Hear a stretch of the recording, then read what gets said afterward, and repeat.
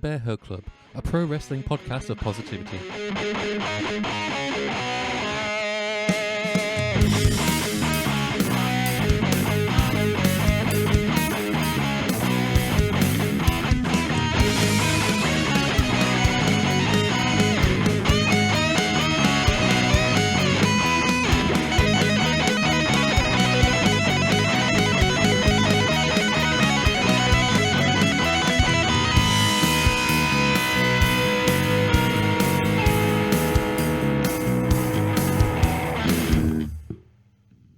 Hello everyone and welcome back to the Bearhug Club podcast. As always, I'm your host Greg and I'm joined by my boo Garrett. Hello, darling. And I'm joined by my other boo Jace. How's it going, Paul? Hello, so we're finally all back in the same room, lads, and it's the second podcast of the new year, so how's your start of the new year been so far? If Boris is listening, we're not actually in the same room. We're in lockdown. We're actually we're in fact, how many miles away are you from me? A few hundred? 400, 500? Are you basically right on the south I'm coast? right on the south coast. I'm basically as far south as you can get in Devon. Right, so you're southwest, right at the corner. Yeah. I know my regions. Yeah, that's like, we're basically opposite ends, because I mean, if you get rid of Scotland, Durham's essentially like, one of the highest points of England, I guess.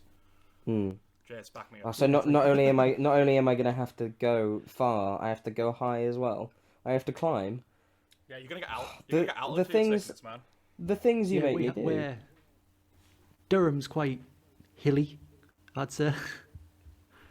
You will die if we ever take you to the Angel.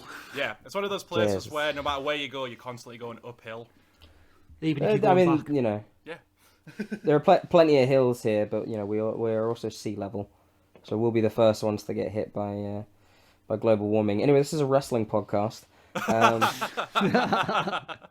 Yes, wrestling. Tangents. Right? That's what we're here for. Speaking of which, get the usual plugs out the way. So if you're looking for us on Facebook and YouTube, it's the Bearhug Club Podcast. If you're looking for us on Instagram, it's Bearhug Club Pod. And on Twitter, it's Bearhug Club. So this week, we're doing something a little different. We're picking our fantasy wrestling leagues, but we'll get onto that later on. This past Monday and Tuesday, as of recording this, it was New Japan's big show, Wrestle Kingdom 15. So we're going to do a bit of a run-through on that, because it was a brilliant show. But we're going to pass that over to our resident New Japan expert, Garrett. That's right, but more importantly, it was Monday Night Raw. I'm just kidding. God no. Goldberg and Drew. Goldberg. Quick tangent. That was a very nothing episode of Raw, because why were they all out there? I'm not actually too fussed about a Goldberg-Drew match, if anything. As long as Drew wins, it will more legitify his reign, I suppose. Okay, while we're on that, just to get out of the way, right, what's your predictions for that match? Every time I've predicted that Goldberg will lose, he's won. So I think just because I don't want it to happen, I predict Goldberg is going to win. Smart. I think Drew's going to win just because I think there's unfinished business between Goldberg and Roman. Yeah, I mean, 'cause that's what surprised a lot of people is that I think that's going to be the WrestleMania match, Goldberg and Roman. It's hard to tell because it seems like they're still a bit unsure what they're doing for Mania, and they still want Big Dwayne to come back for Roman. But I'm hoping Drew will win. I don't want this to be the Fiend last year. Like, I really don't. Like, no one wants to see Bill win the big belt again. No one cares. The last two times that he's won the big belt, he's dropped it in his first defense. Yeah, pretty much. It's just the ratings ploy. That's why they did Legends Nights, because the ratings have been in the toilet. Well, yeah, but that's the scary part. Is it's a desperation ratings thing, which is why I feel like he could still win it again. You know, because I don't think it's actually going to give that much of a boost to the ratings, especially because they're not doing the match on. If they wanted to boost for the ratings, they'd book the match for TV. You know. True. Anyway, which they should start doing anyway. But anyway, back to it's Wrestle Kingdom. Go. Yes, a far happier show. Anyone who doesn't know Wrestle Kingdom is basically the WrestleMania for NJPW, and it's sort of their biggest show of the year. It's now split over 2 days, much like WrestleMania is. but this one's oftentimes even still a little bit easier to choke down because it's not too long. Also, for us fans in the UK, if you're an early bird, you can watch it at 7 a.m., which is far better than watching a wrestling show at 1 a.m. until 7 a.m. Yeah. Greg, I know that this is your sort of first foray into that 7 a.m. show. Yeah. So I mean, I'm obviously a fan of New Japan, but obviously not as in depth as you are. So this is my first time watching the full show, and it was brilliant for me because I was up already for work. So while doing my job, I was able to kind of have my eye on it in the background. So it was actually quite pleasant.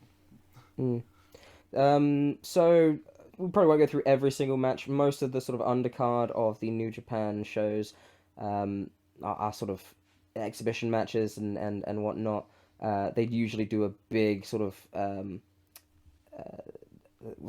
this one was a 21-man New Japan Rambo to determine who will challenge for the provisional King of Pro Wrestling 2021 trophy, which was just countless teams, including like Minoru Suzuki was in there, Honma, Tiger Mask, a bunch of people in there. But sort of the main matches that you go to in the main builds are a lot of the first night was setting up what was happening on the second night. For example, the main event of night 1 and night 2 were both for the two main titles, the Intercontinental Championship and the IWGP Heavyweight Championship. But the second match of the night, one of the biggest crowd favorites going right now is Hiromu Takahashi, who was against El Phantasmo, and they're both Super Juniors. They were going for the number 1 contender for the next night for the IWGP Junior Heavyweight Championship. The story there is that El Phantasmo, part of Bullet Club, and the current champion, Bone Soldier, Taiji Ishimori, is also part of Bullet Club.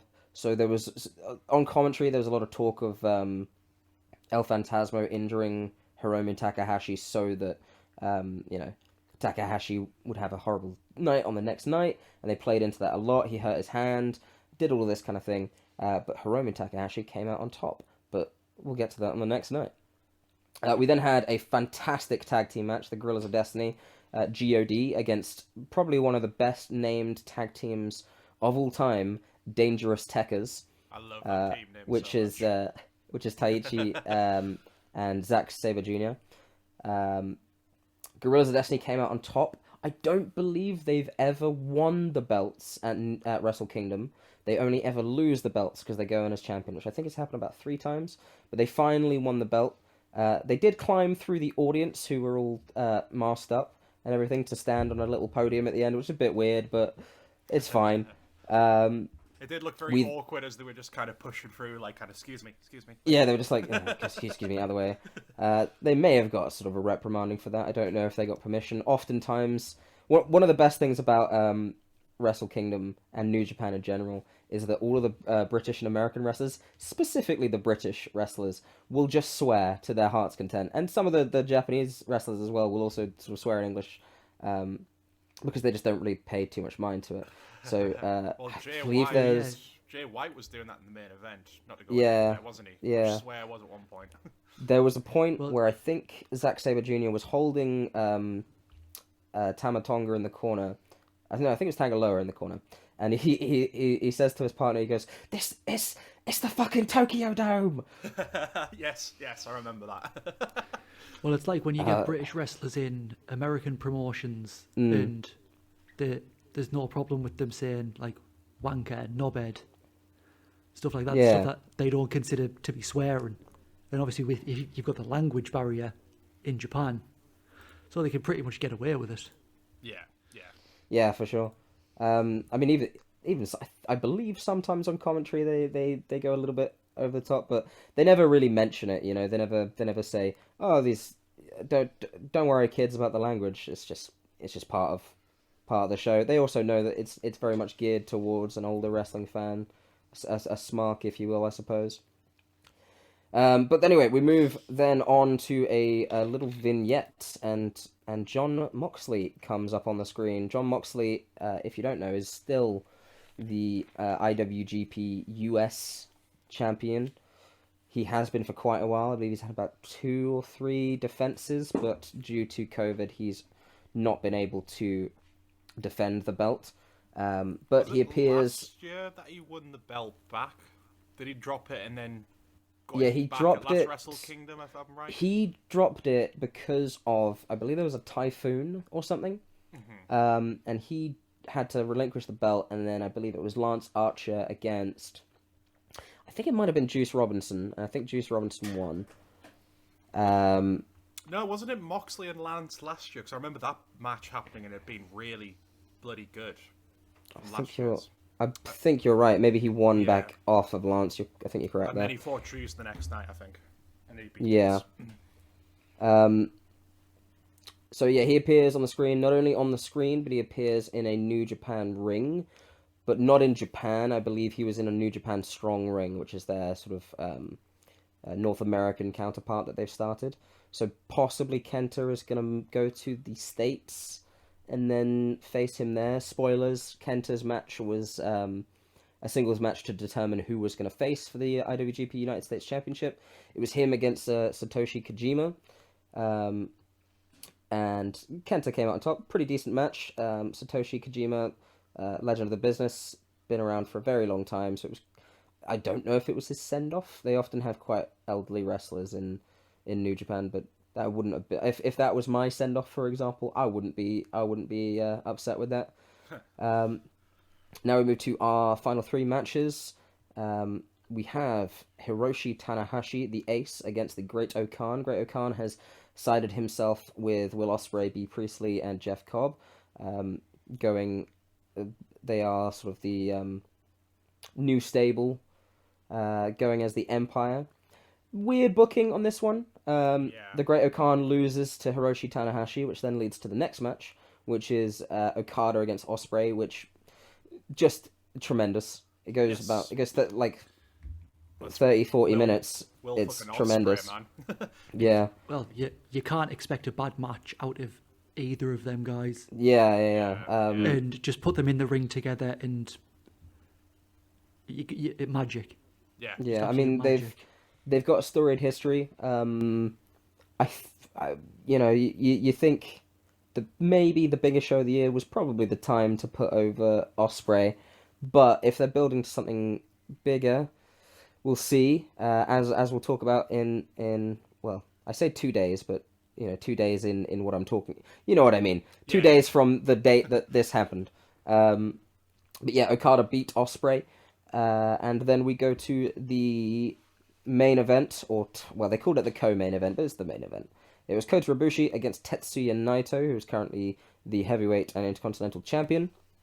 I get afraid anytime these two step into a ring together, because if you've seen any of their matches, the amount of drops on the neck and head is honestly, these men are made of rubber. Well, one bump in this match in particular had me wincing in absolute pain. Yes, yeah, there are points where I think they do go a little bit too far. Yeah. I mean, it puts the strong in strong style, put it that way.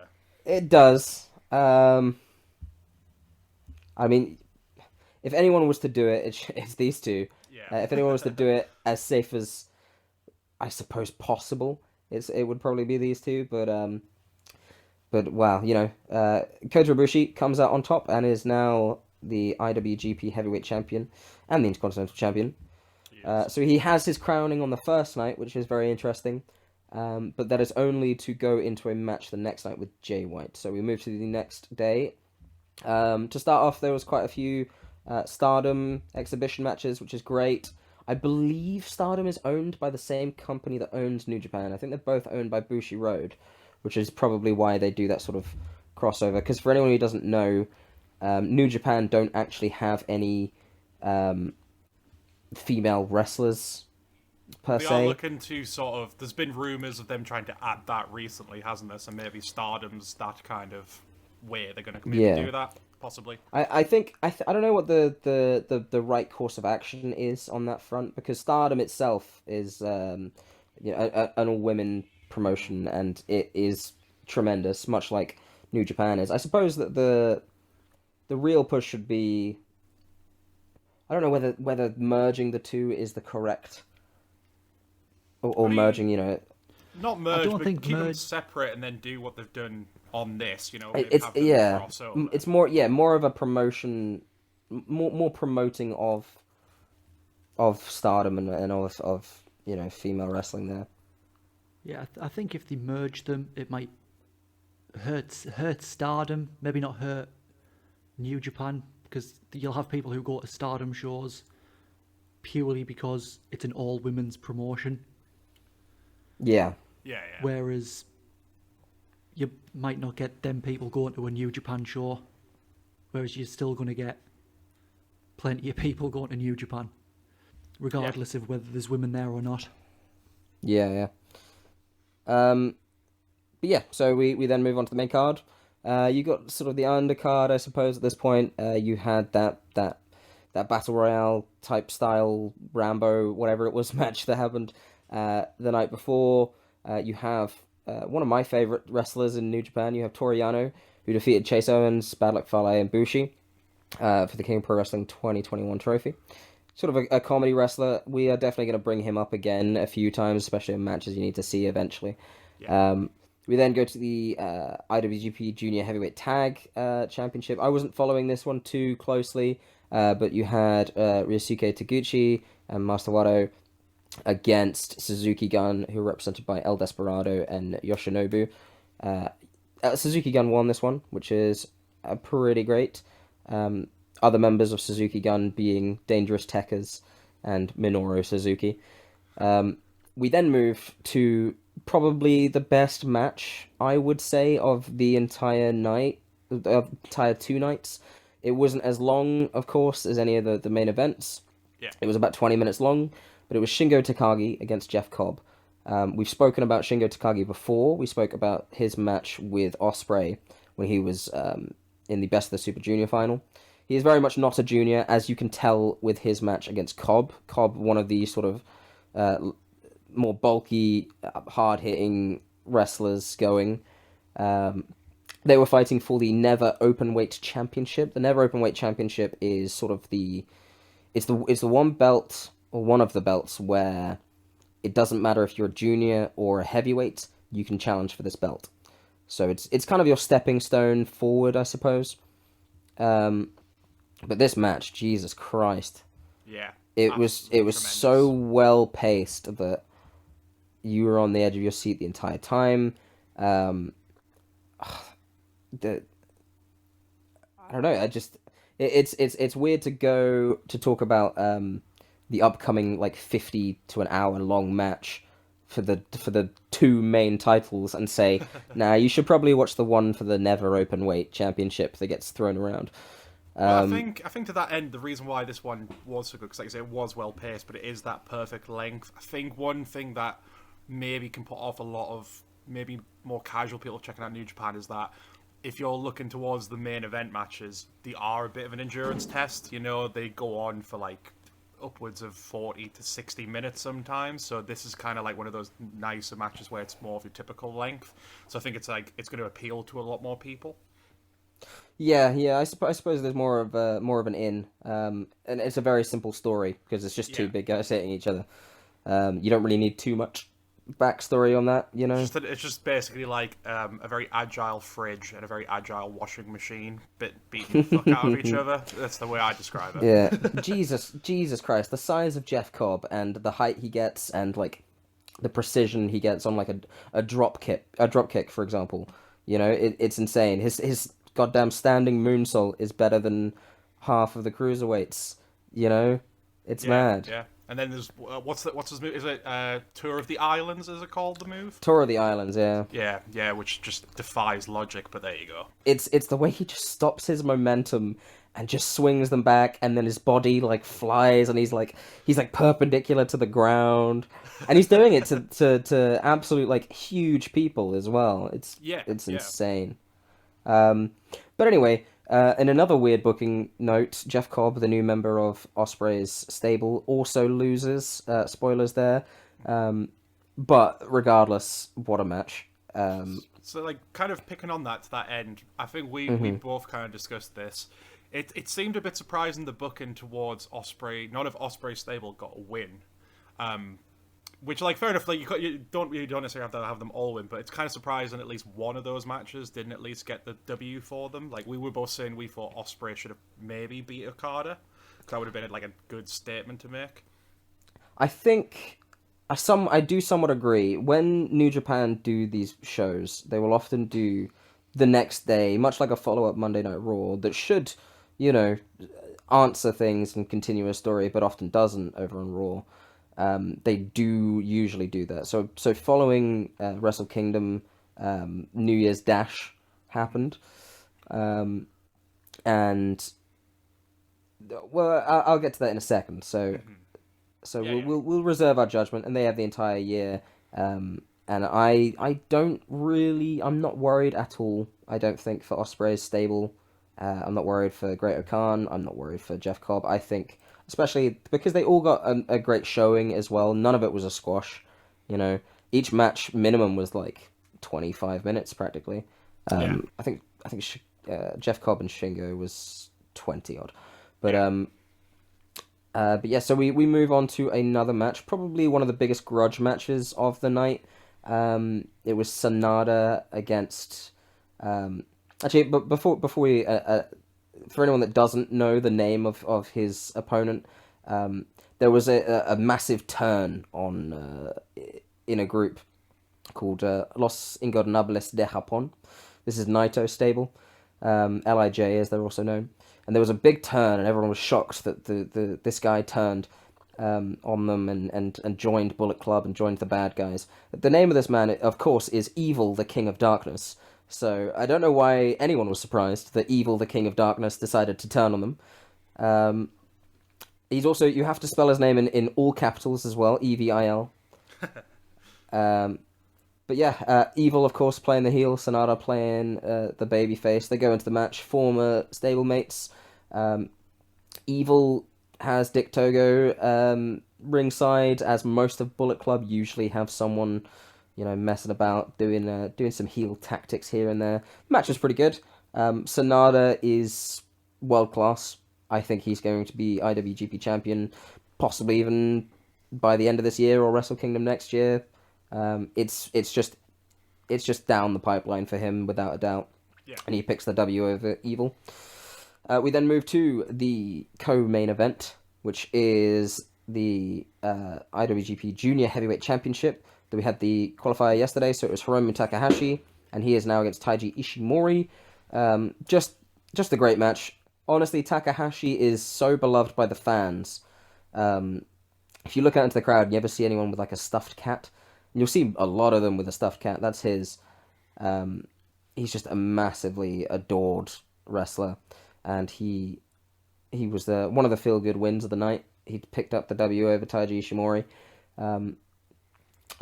Takahashi, quite a small guy. He is kind of built for the IWGP Junior Heavyweight Championship, but he's that kind of... we need to have a full-on discussion about junior heavyweights and cruiserweights and what it means in wrestling and how they can be the main event. For the longest time, heavyweight has been booked as, because it's almost still booked like it was in the carnival days, right? Come and see this huge man, unbeatable person. But I think, especially when you look at the real world and how it works in the real world, the biggest draws in, let's say, MMA, it isn't the heavyweights. It's Conor McGregor's weight, or it's even below that sometimes, because it's not about how big they are, it's about the fight and it's about the build up. And I think Hiromu Takahashi especially is the kind of personality and character that can bring a junior heavyweight championship match to not only like a main event status, but like a constantly top of the card type look. I mean, yes, like right now, imagine in WWE, right, at the WrestleMania, the final night of WrestleMania, the match before Roman Reigns for the Universal. Imagine the match before being the Cruiserweight Championship. You just can't see that right now, can you? No, I mean, Definitely not. what I think's different though is that fair enough, it is still the case with New Japan. Obviously, the junior heavyweight isn't like in the main event, but it seems like they at least have a lot more respect for that weight 100%. than WWE does. Yeah. WWE, I mean, the Cruiserweight title back in the early 2000s, fair enough, that had a bit more prestige and was a bit more of a sought after belt. The one that they've got now is still mostly relegated to like the pre-show or 205 Live, and then there's the fact that there's like one in NXT UK now, and then there's the one in NXT. It's a bit all over the place as well. It's almost like they don't know where to put it. Is it even a WWE thing? Is it now just a solely NXT thing? I have no idea. Yeah. Well, I think it's billed as the NXT Cruiserweight Championship. Yeah, it is. So it's definitely more NXT now than it is WWE. Yeah. Well, anyway, my point is, all of those guys and everything in that weight division have the potential to be put into a main event spot, and New Japan, for the most part, definitely treats the junior heavyweight division like that. I mean, much like with the best of the Super Juniors, they have their own entire tournament built around them and creating stars, because I think they also know that even if they aren't going to be main eventers as junior heavyweights, they're soon to be heavyweights. You know, they're the people to bring forward often. Takahashi and Taiji Ishimori probably not. I think they're shorter than I am, and I'm very short. But yeah, so we then move on to the match that I'm sure a lot of people will be talking about for a long time. Kota Ibushi against Jay White with Gedo by his side. This is the main event. IWGP Heavyweight Championship, IWGP Intercontinental Championship. They're not merged. They are two separate belts. They're not a unified championship. Although there was talk about it. I think Ibushi mentioned it. Yeah, I think Ibushi came out today maybe, or the day before, saying that he wants to maybe unify them. Yeah, I don't know if that's... Which is surprising, because the Intercontinental's not that old of a belt, if I'm right. It's still one of the more relatively new titles they have. Yeah, it has, even with that, it has a big long history. If you ever want to look at, Naito had the belt for quite a long time, and his whole thing is that he kind of didn't give a shit about the actual belt itself. He'd throw it around, and the leather isn't actually white; it's painted, so it would get very dirty, and it barely even looked white towards the end of it. So there was a point where I think Tanahashi took it back, and they did this whole thing with him painting it and restoring it, and all of that kind of thing. But anyway, I mean, there are a lot of titles in New Japan. Yeah. There are a lot of titles they go for. They even have the Rev Pro titles and all of this. The match, very, very good. I think the crowning was yesterday, because that's when Kota Ibushi won it. But really, today was his kind of showing. Most of the offense in the first half was Jay White, really dominating the match. And there was a point where he just made Ibushi just flip a switch and get incredibly aggressive, incredibly angry, and he basically beat Jay White to an inch of his life at a point where Jay White just said, "Please pin me. This is over. Please pin me." Could it have been a ploy? Maybe, Bullet Club. Yeah. But Kota Ibushi gets the W and walks away with it. Probably one of the biggest stories is the possibility of Jay White leaving. Now, is this like legit, or is this more of a, an angle? I'm unsure. I was under the impression he'd actually signed quite a long contract with New Japan, and also, I mean, we have no idea what the behind the scenes is like. We don't know if there's any kind of animosity, but he's been put in high profile situations for a very long time. He's only been wrestling for about 6-7 years. He's a product of their Young Lion dojo system, if I'm correct. Yeah, he is. Yeah. I mean, you could go back a few years, and he was carrying Kota Ibushi out of the Tokyo Dome as a Young Lion. It's very interesting to see. Maybe he'll end up in WWE, maybe AEW. Could just be a ploy. Maybe he's changing faction. Maybe he's creating a new one. They do that a lot, and it works every time. But we'll see. Going forward, Kota Ibushi as champion is going to be an interesting prospect. I think what I want to see, which I'm not sure we will see, is a IWGP Heavyweight Champion Ibushi against an AEW Heavyweight Champion Kenny Omega. Yes, because I mean, given that they've just changed ownership, and I think a lot of the reason why a lot of people left New Japan, especially like people like the Bucks and Omega, not only because of AEW, was because they weren't happy with the management at the time. Now that that's changed hands, there's the possibility of that door opening, and obviously the story writes itself given the history of Omega and Ibushi, and now that they're both world champions on two of the biggest platforms, that is definitely a match that's got match of the year written all over it. So I'm interested to see where that could go next. This is for Ibushi's first time with the big belt, is that right? Yeah. Yeah. He strikes me as kind of a Daniel Bryan type figure of New Japan. Would that be like a fair assessment? Yeah, no, I'd say that's pretty fair. He's, I don't know if he's had that, that much of a fan build behind him. Almost a better allegory to Daniel Bryan would probably be Naito's win, because he kind of got cucked of it at one point.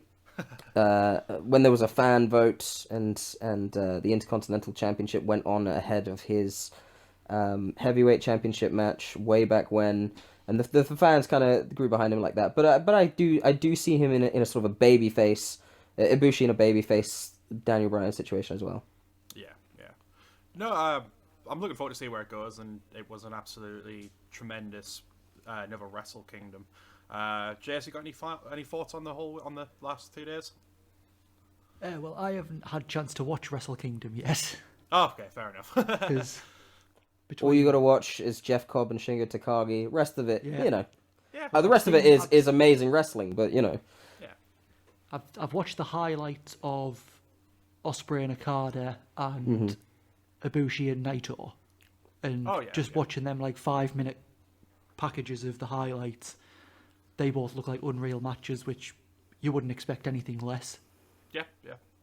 But I will get round to watching the whole 2 years. It's long. It's an incredibly I'd say to have something at this level of like consistently good matches and interesting stories and everything. It's not really rare because they do it all the time. But if you're a fan of other wrestling, sometimes it can be rare. Yeah, I mean, I think with Wrestle Kingdom, you're always guaranteed. I don't think it's rare you'll see a bad match on a Wrestle Kingdom card, and it's always guaranteed you're at least going to see probably as a 5-star from Meltzer for at least 1 or possibly even 2. So it's always just a good thing to start the year because it's always going to be tremendous, and you're always going to see something that just gets the year off to a good start. Because like I posted on our social media, brand new year, but it's pretty much going to be a continuation of last year when you look at the wider world, but at least stuff like this prevents good escapism and at least gets you in a better mood about things, because it was a really tremendous show for both nights. Yeah, but anyway, quickly to touch on the next night, it was the New Year's Dash, their sort of follow-up show where they continue on with the stories. Oftentimes that's when a new thing would happen, a new sort of stable would be formed and things like that. Ospreay's stable, I believe now called the United Empire, they came out, laid waste to their opponents, and then proclaimed they're not over. So maybe now this is their flip of the switch, get more aggressive, do more heel tactics. Because that is one thing I suppose they had where they didn't do too many heely things. I think B. Priestley tried to distract Okada a couple times. They didn't exactly use any foreign objects much, So perhaps this is their time to go full heel and win some titles. Moving forward, it's really just like who against who. Obviously, you've got Moxley Kenta. You've got I think the next one for Ibushi is most likely Sanada. I think Shingo versus Tanahashi is most likely coming up. and I saw a tweet that sort of summed up what it's looking up like in the future, and it was like, yeah, Moxley versus Kenta, Hiromu versus Sho, Jay White versus Depression, because I shouldn't really laugh at that, but that's funny. yeah, I don't know if what's happening with Jay White. It could be a big storyline thing, and very well this could be his farewell. Ah, interesting. Well, I mean, I'm excited going forward. I mean, one of my big things this year is to try and get. Obviously, like I say, I'm a fan of New Japan, but I'm not heavily invested like you are, so I'm trying to rectify that this year and have more focus. And what we're doing in the next segment should hopefully give me a bit of a way of taking that forward as well. Mm-hmm. Any final thoughts on that, lads, before we move into the next bit?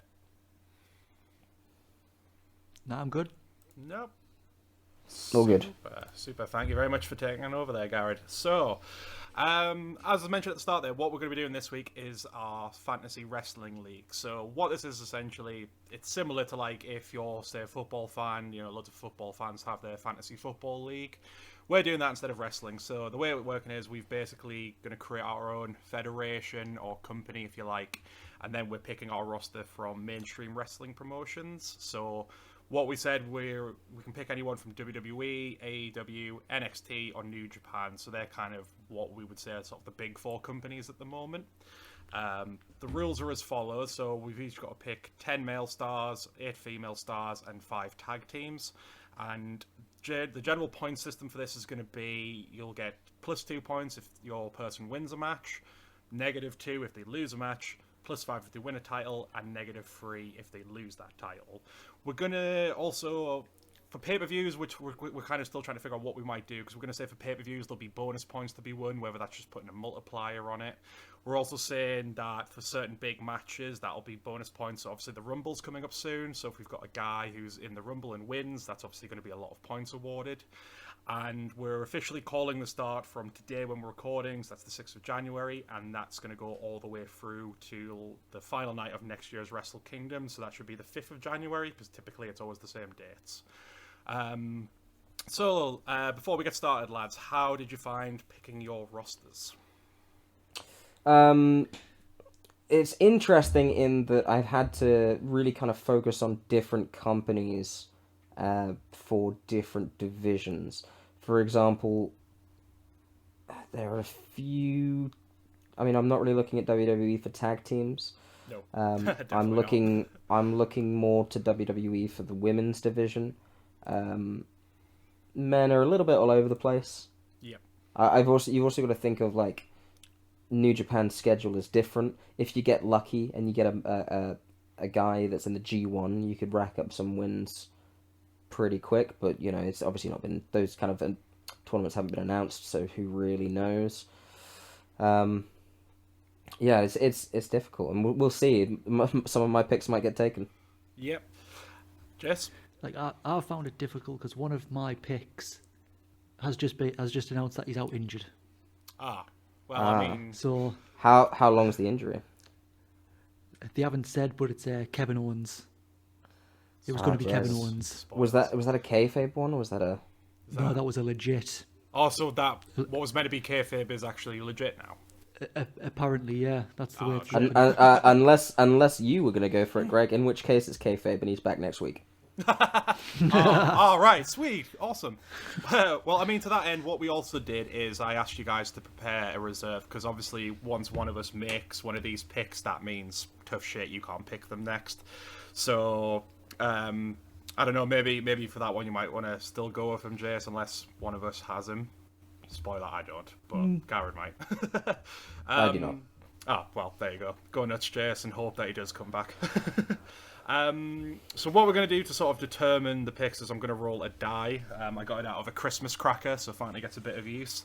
And that'll essentially pick the order. But before we do that, have you come up with a name for your federation/company? Yes. Right, go for it. Big Boys Wrestling, BBW. I love it. Is the tagline where the big boys play? I haven't thought of tagline. Jesus, Scott. I mean, you didn't have to come up with a tagline. That's what I'm just saying. That's what it should be, you know? Where the big boys play. Yeah. Jace, what did you come up with one? I didn't. I'm trying to think of one now. Well, mine, I've not really done anything funny. I've just gone for what I've kind of thought would be a cool promotion name, which is just called United Pro. Essentially, just because thinking of the branding, it's got like a lot of connotations, but then I just also like the idea. Imagine fans chanting it. It's just the same as like a football chant. So if something's good, it'd just be, United. Works pretty well. So It's also the. I'm sure they do that at football games already. Well, that's what I'm saying. So like it's like a chant that they can steal. It's a bit like how with progress this is progress and that kind of thing. You've specifically got to go and put on shows in football towns that have United in the name. We'll go into Hartlepool.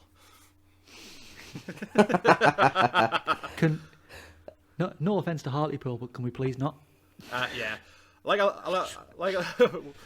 you're not familiar with Hartlepool, don't worry. There's no point really going there. If that place fell off into the sea, the only thing that would be there to remind it is a big, tall, old ship, and no one would really notice any difference. I mean, I'm sure there'd be a lot of displaced people, possibly a couple deaths. Bro, but the whole place is boarded up. You go past every house and there's a fucking metal grill on every window. The UK is doing great. Oh, Hartlepool's always been like that. I'm 24 and second recession already. We've got such a bright future, guys. I've got my name. Right, go for it. Allegedly entertaining wrestling. AEW. AEW. Great. Tremendous. Right, let's just get cracking then, lads. So I'll roll the die. Right. I'll be one. Greg is two. Cast? Yeah, so I'll just have to pick. Right. Okay, we'll roll. Garrett, we're gonna roll for you first. Is it six-sided? Yeah, 6-sided. Okay. Yeah. All right. Cool. If we get a clash, I'll just roll again. So. All right. This is the only way I could figure it out. Okay, Garrett, you go 3. All right. What you roll 2? Jace, you go next. Jace got 6. Oh, fucking hell. Come on. Oh, well, I can't beat that. Come on, 5. 1. Fucking hell, right. Okay, so are we doing... So it's going to be Jace, everything you... pick? So are we doing you can pick everything, or can you just do men and then women and then... So teams? we'll go for each one. So obviously it's going to be Jace, then you, then me. We'll do the men, so we'll just go... Jace pick one, you pick one, I pick one, and just keep going in a circle. And do it that way. So to clarify, 10 men, 8 women, 5 tag. Yep, that's correct. So, Jace, kick us off then. What is your first pick? My first pick is Kenny Omega. I hate you so much. because he is Kenny Omega. That's all you need to say about it. Yeah, I mean, he's basically going to be heading for a banner year, given he just won the AEW title, so I think that was a right pick to go with. He's got a lot of titles to lose, though. Could lose that AAA, could lose that. Yeah, but I think he's going to be more or less on point for the next year. Yeah, no, I agree. Yeah, I think if it was next year, maybe it would be a risky one, but I think Jace is off to a good start with that one. I will go Ospreay. Oh, fuck it, that was my second one. Damn it.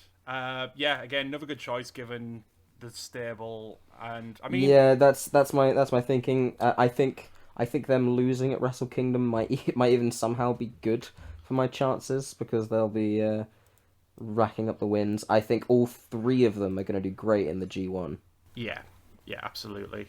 Well, do you reckon he'll be in the Super Juniors again, or do you think he's kind of past? No, now? he's heavyweight now for sure. Yeah.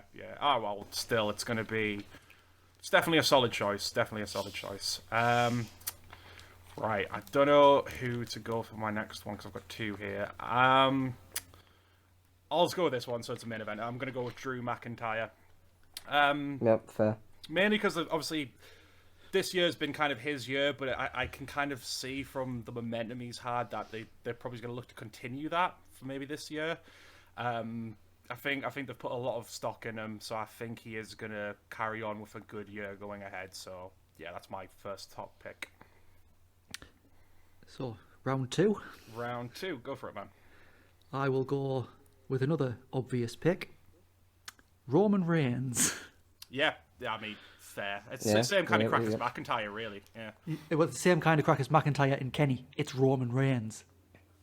Yeah, exactly. I mean, what And more can you say? he's doing the best work of his career Yeah. right now. I'm Again- actually really enjoying Roman. Oh, I mean, Yeah. everyone is. I mean, if you Tribal Tree for Roman is great. if you pick Yeah. if you pick the two people who are going to be the main eventers for this year, it's probably going to be Drew and Roman. So Yeah. that's fair. Gareth? I am gonna branch out while the stock of men is being picked up, and I am going to go Sasha Banks. No. Pick the men, and then we'll do. Oh, we are just doing men. Okay. Yeah. Whoops. So we'll do men, we'll do women, then we'll do the tag team last. So just do My all of them bad. first. Yeah, it's fine. It's fine. Oh god. One of my picks is one that might not even wrestle this year at all. Okay, I will go with Hangman Adam Page. Ooh, no. I wouldn't say a bad one, especially because we've talked before. I reckon maybe not the start of this year, but later on in the year, we'll start to see him regain his momentum following Yeah, that storyline. it's definitely a up and not an up and coming. He's there, but it's something that probably won't pay off until the later end of the year. Yeah. We'll see if he stays with the Dark Order. Yeah, exactly. No, I think it'll be a sleeper one. I reckon maybe not the start of the year, but towards as we get into the middle and the end, we'll see bigger things from him. My number 2, I'm changing to different promotion as well. I'm going to go with Karrion Kross. Oh, you bastard. Yeah, I gotta cross that one out. Yeah. I mean, basically, he was having a good year in 2020. Obviously, an injury happened, but basically, he's come back. Looks like he's just going to pick up where he left off. I don't think, he's winning that title back. Yeah, I don't think they're going to put the belt on him right away. I think they're going to give him some more people to feed to him first, but I think we'll see him with the NXT title fairly in the next few months, basically, and he's going to go on an absolute tear with it. So I think if they do a takeover WrestleMania weekend, that's where he gets it back. yeah, I think that's where you want to kind of build it, just so they've got a big takeover moment for Mania weekend. I agree. Super. Jace, back to you. Me, I will go Ilya Dragunov. Nice. Okay.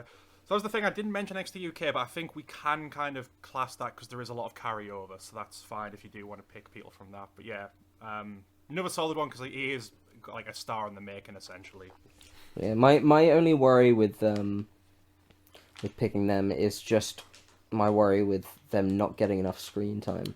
Yeah. I mean, has it been confirmed if they've been told to shut down again following the new lockdown? Because nothing's come out, I don't think. I have no idea, but I wouldn't be surprised. Yeah, because I was going to pick one, which I still might, but... Is it I'm Walter? thinking. I'm saying nothing. It's Walter. Shush. Shut up, you're ruining it. Garrett, go for your next one. Okay. Alright, I'm going to say the Switchblade, Jay White. Ooh, even following... I recent think that if he's leaving. If he is leaving, Triple H is probably like frothing at the mouth like, to get this guy for the Rumble or something. yeah, true. I mean, do you think he could... Well, I mean, we've seen it before with AJ and Shinsuke. I mean, it could be possible he turns up. That'd be one hell of a surprise. I think it would be good. I don't know if his character given would... his short... Given how you said he hasn't wrestling for that long, do you think it would be a main roster straight away, or do you think it would be NXT? Well, he hasn't been wrestling for that long, but he wrestles better than, like, you know, the majority of people. It's all how they see star power. He very well could go to NXT, but it depends on if they see a space, I suppose. They might even put him on NXT. Well, I don't know. Just because he's got enough. I don't think he has that mainstream appeal. Yeah. I think he has the potential for it, though. He has and the potential I don't know. for it, but he goes to NXT for maybe a year. But they don't Maybe really. get some I more worry eyes that on they him don't again. really see NXT as a developmental anymore. You know, the thing they've just opened up an NXT for NXT anyway, or they're about to. NXT Junior. Yeah. Yeah. Oh, well, I mean, it could be interesting I'd to see watch where that. it goes. Yeah, why not? Well, no, that's It'd be what I it'd be mean. like I on don't SmackDown even when they think had it's. when they had the juniors. They're basically opening up like a a developmental for developmental, I suppose. Fair. Well, I mean, it should be an Not that interesting pick NXT is anymore. regardless. Yeah. Oh well. I mean, it could pay off in the long run, depending. It on won't. Have faith, man. I'm gonna go with a New Japan pick next as well. I'm gonna go with Shingo Takagi. Good, solid pick. Solid pick. I mean, again, because he's one of the sort of main big names that they've got at the moment. And after seeing his match with Jeff Cobb, and obviously this is probably twice now. He's the only superstar that's made our matches you need to see twice following this as well. Always does good stuff, and he's always one of those people that's kind of getting the wins racked up. So I'm very hopeful for him going forward this year. Yeah, I could even see him like finals of the G1. We'll see. I need to cross him off of my picks then. Right, Jace, number 4. I am going to go with Keith Lee. Oh, I have to cross him off as well. No, but again, good choice. I was a bit Great hesitant because I was umming and ahhing. He is at the moment, but hopefully that will improve this year. But that match with McIntyre, yeah, I heard it was. Yeah. Raw was Yeah. really Well, good. my worry is obviously the reports of them sending him to wrestling school, and it's like, yeah, I don't know. Yeah. I just worry that he's gonna get bored of Keith Lee, which would be awful. I also have to cross him off my list. Good one, Chase. Number 4, Garrett. My number 4 is pick for me. Should I pick a WWE or should I pick a New Japan? WWE. Why not? I would like to have Matthew Riddle, please. Good one. Ooh, He good didn't shout. quite make my list, but yeah, it's another interesting one like Keith Lee, which it's kind of hard to say where he's going to go in the main roster, but apparently Vince is still very high on him, even though he doesn't fully understand on him. Wait. I genuinely see him just continuing like his comic character and everything, which is very him. And I feel like Vince is really gonna dig that. I bet he's even gonna give him like an even further stoner gimmick that's somehow gonna get wins. He's going to carry a bong to the ring. Yeah. It'd be like Finley with a shillelagh, just hit people with a bong. You say that, but And then- genuinely, I see it happening. But I think it'd be quite funny because if he's playing the stoner thing, he'll come down, hit them with the bong. Obviously, a bong isn't that hard; it just has no effect. I mean, just get like a breakable just like- bong, if it could work. It could be the new guitar for this generation.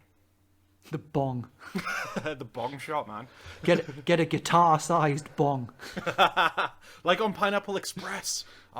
Yes. See, this is great. We're making history, gents. Bearhug Club for Creative. Woo! Number 4 for me, I'm gonna go with Pete Dunne. Again, because he was off a lot of last year. Now that he's back in the States, I think they're going to be... I don't necessarily see him putting a massive rocket to him, but he's already been racking up decent wins over people, especially when it was going into War Games and the like.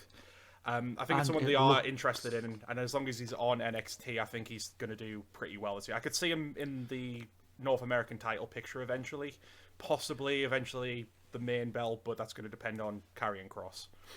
Well, I think it looks like maybe the next takeover is going to be Balor and Dunn. Could be, because it's Balor and someone else. It's Balor and O'Reilly on New Year's Evil, so maybe? Yeah. Who knows? New Year's Evil 'Cause being tonight. Oh, yeah, it is tonight. Oh, yeah, shit. They had a stare down. Did old Pete and Finn. Which I think Peter that'd be a Dean. hell of a match. Oh, absolutely. Like, I'm pretty sure they've like tussled it up on the Independents before Finn properly came up with the WWE. So, and that was when Pete was kind of working out the Bruiserweight character, and now he's got it to full capacity. That should be an absolutely mind-blowing match. Jace, number 5. I will go with AJ Styles. Decent. Not Just on my list. Because Yeah, it's not AJ mine either. Styles. Yeah, I think Yeah.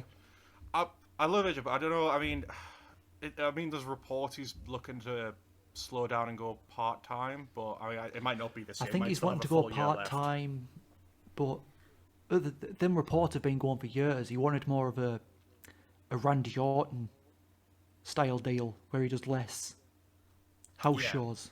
So he just mainly does TV and pay-per-views and the like, Yeah. essentially. Yeah. Well, I suppose this But year's... I can't see AJ Styles at this point going to like a Lesnar type contract. Yeah, I agree. Like, I think what's helped is obviously this year they couldn't do last year they couldn't do house shows, so it's essentially been what he wanted anyway, and that's going to probably continue for most of this year, maybe all of it. We don't know. So, yeah, I mean, again, solid choice. He's going to be there prominently at least. Who to pick? I will go with my New Japan pick. That was going to be instead of Riddle. I will go with Sanada. Oh, a good one. I mean, like you were saying there, he's kind of being positioned for main event status now, isn't he?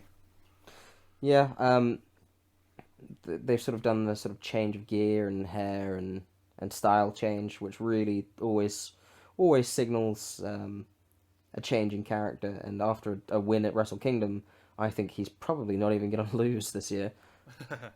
I see a G1 win going on to a Wrestle Kingdom win, possibly. We'll see. We'll see. If anyone right now were to lift the belt or come Wrestle Kingdom next year, to me it looks like a Sanada. Okay. I mean, obviously you're the expert here, so I'll take your word on that, but... I could just say anything. Toru Yano. Toru Yano really looks like he's going to lift the belt next year. How are you spelling that name? I like Don.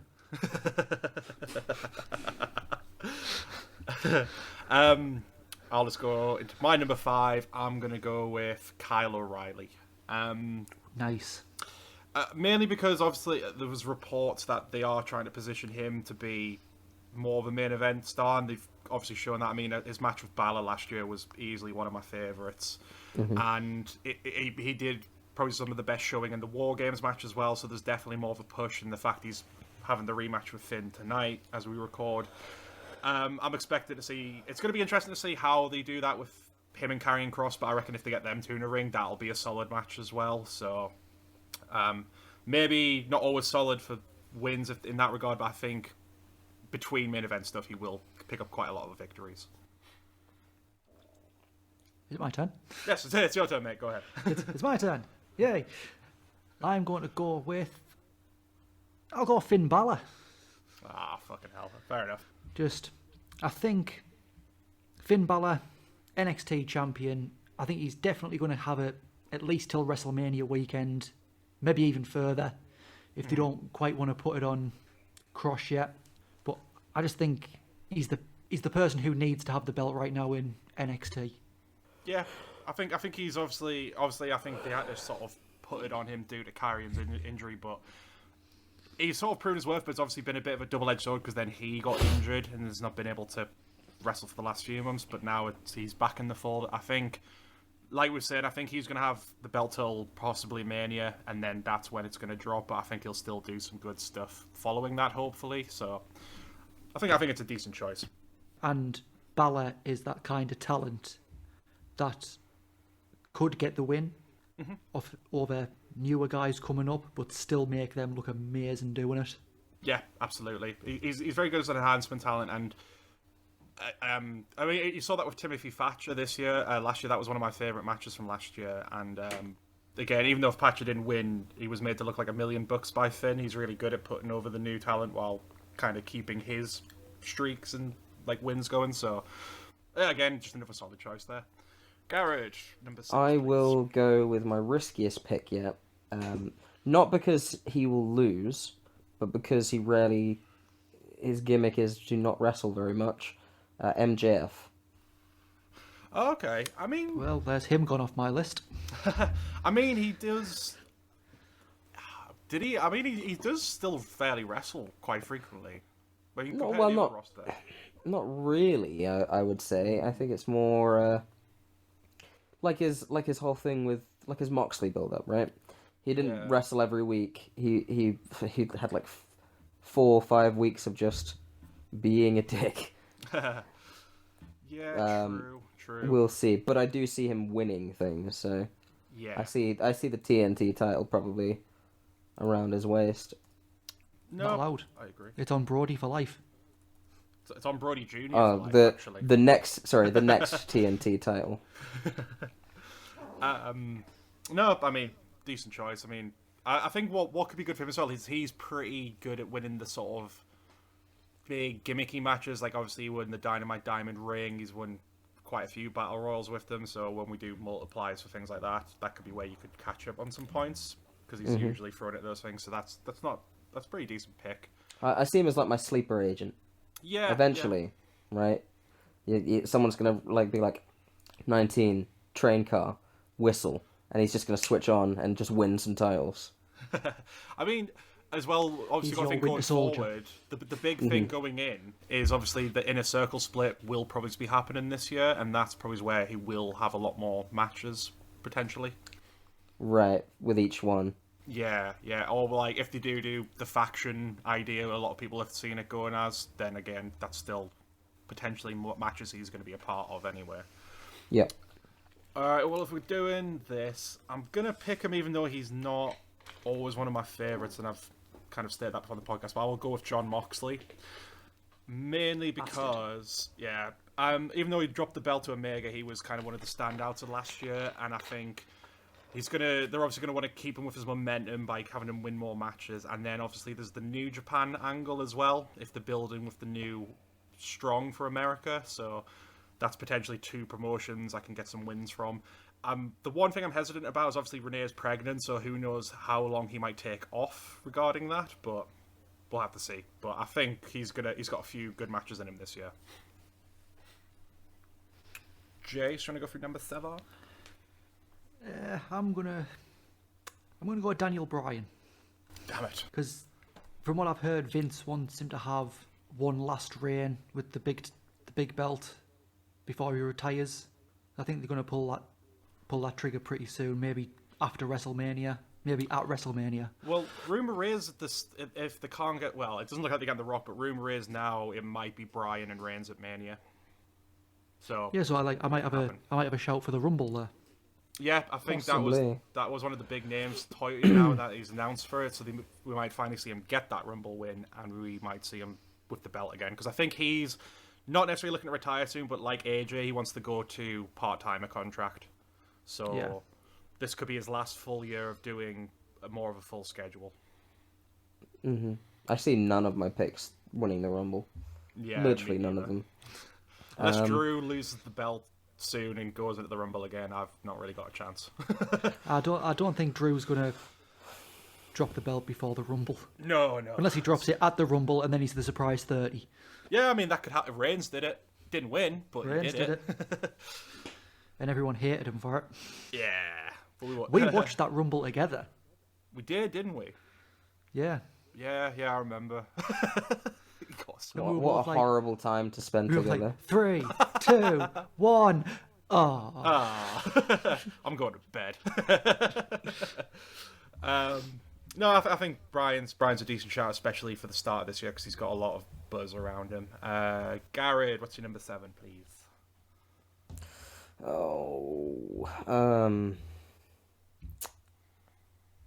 Man, this is a difficult one. I'm going to go with a very out there one. I'm going to go with number 10, Preston Vance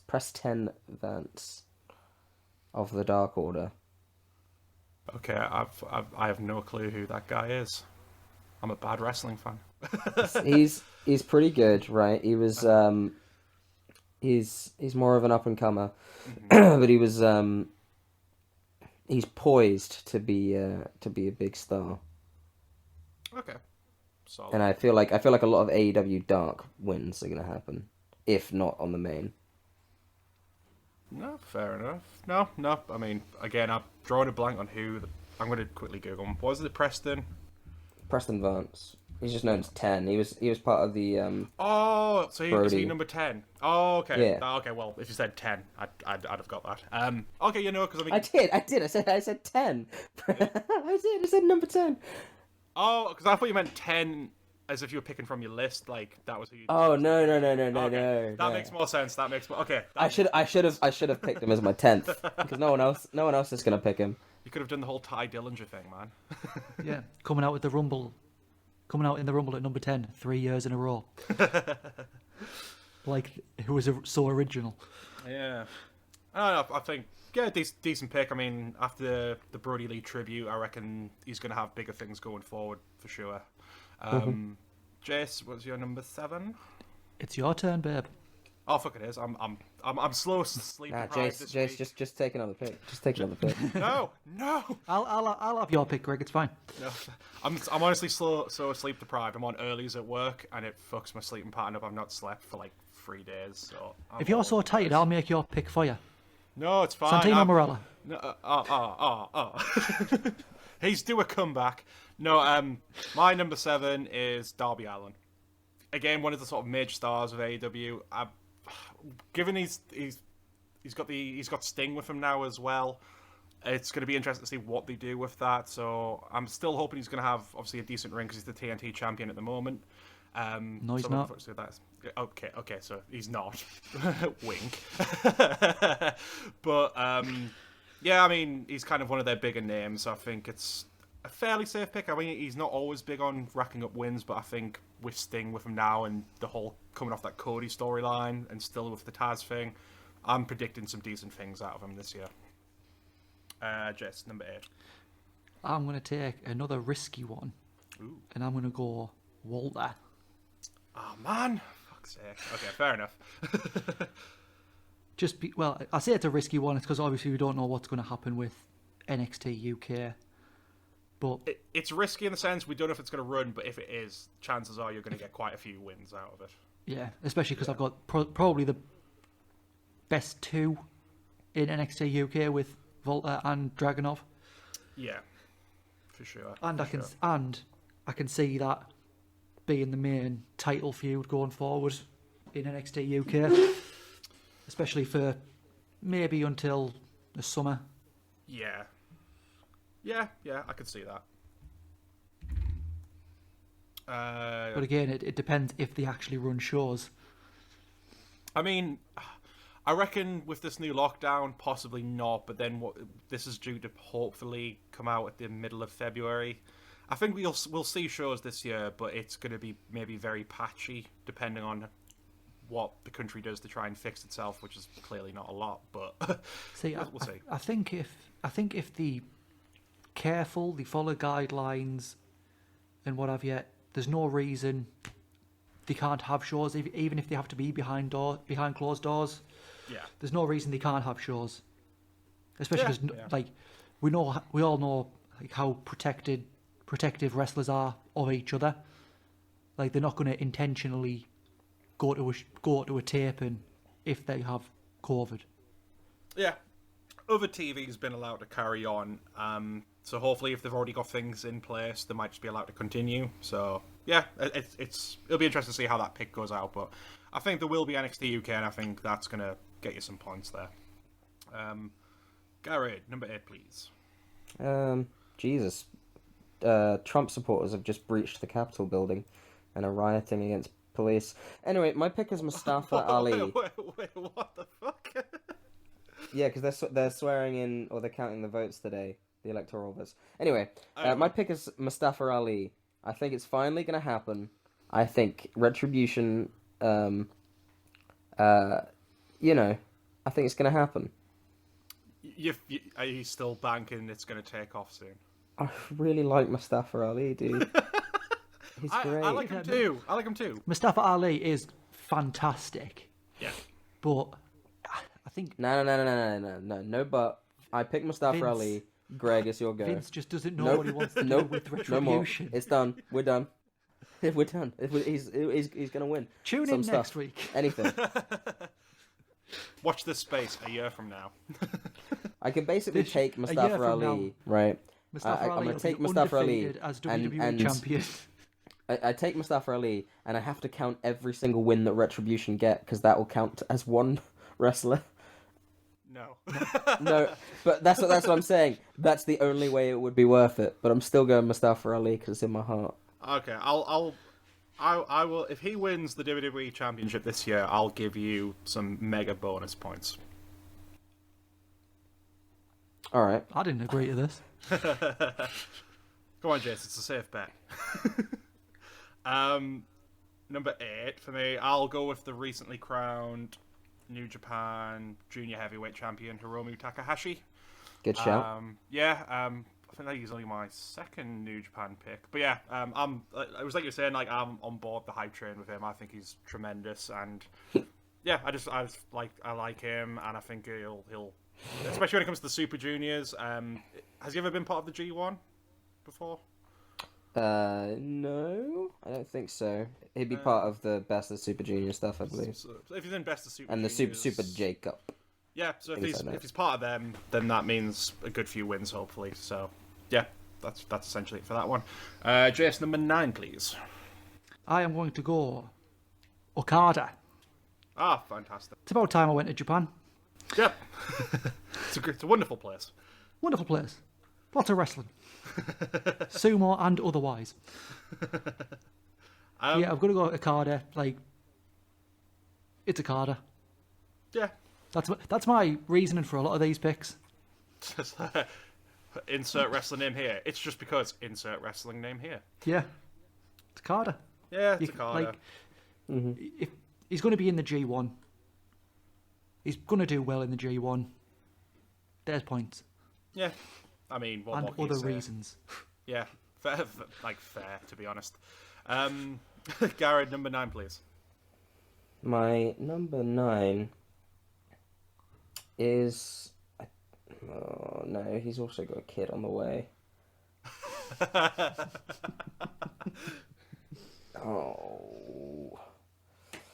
Biggie. Ooh, Not good bad. shout. Not bad. Especially because he's been touted... Well, winning the IC titles obviously shown to try to push him more as a single star, and I'm sure, isn't he Bucky's favourite to win the Rumble?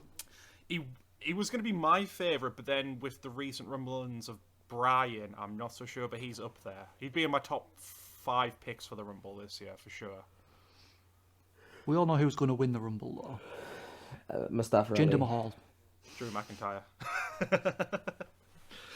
Nah, Jinder Mahal, like, if they open up the NXT India, then Jinder Mahal could be a good pick. Him and the Great Khali will basically head up that division. No, it's 5 matches on the card, and it's them each time. If Jinder Mahal was actually Indian, well, from India, born in India, not born in Canada, I'd say yeah, they'd probably just move him out there. Yeah. I mean, I wonder, because like the move to give him the WWE Championship was to sort of breach the Indian market, which I wonder how well it worked. You know, like From what it probably I've heard, did.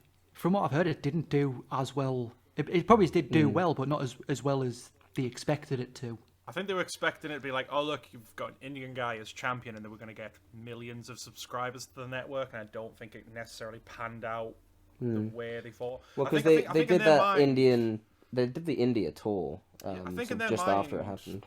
Obviously, India is one of those like countries with like a massive number of people there. I think in their mind, they're not kind of taking into account people who probably don't actually watch wrestling in that number or have access to it. So I don't know. Maybe it's just like a tough market to crack in general. But it's interesting that they're actually doing NXT UK, NXT India next. So who knows? See, I think it's because when they did put the belt on Jinder, they were thinking, oh, Indian champion, break into India.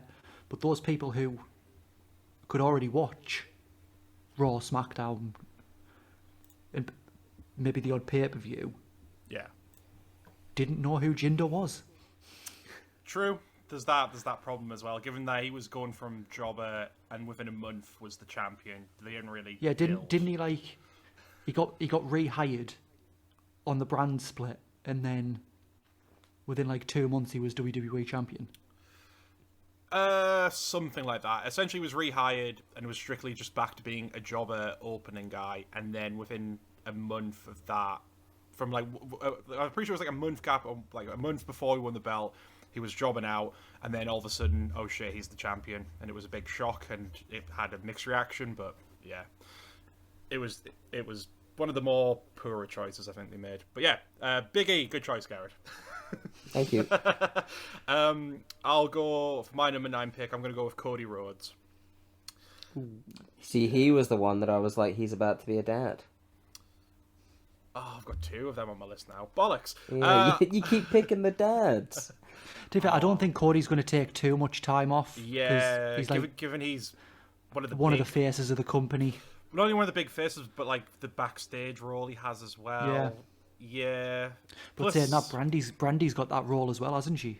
Well, yeah, they both seem very workaholic. I wouldn't be surprised if she brings the kid to work and is just working behind the scenes, you know. First day, it's just in a little papoose and she's just like doing a thing. So I'm gonna stick with it. I'll stick with Cody. I think if he is gonna, I mean, even if he takes time off, it's typically the crack. Obviously, the man doesn't take lots of time off. He'll be back at work sooner. So even if he does, it's not going to be a long period, I hope. So I'll stick with that one. JS, going for your number 10, please. I'm going to stay in Japan. Ooh. And I'm going to go with the new IWGP Heavyweight and Intercontinental Champion, Kota Ibushi. Mm-hmm. Nice. Solid.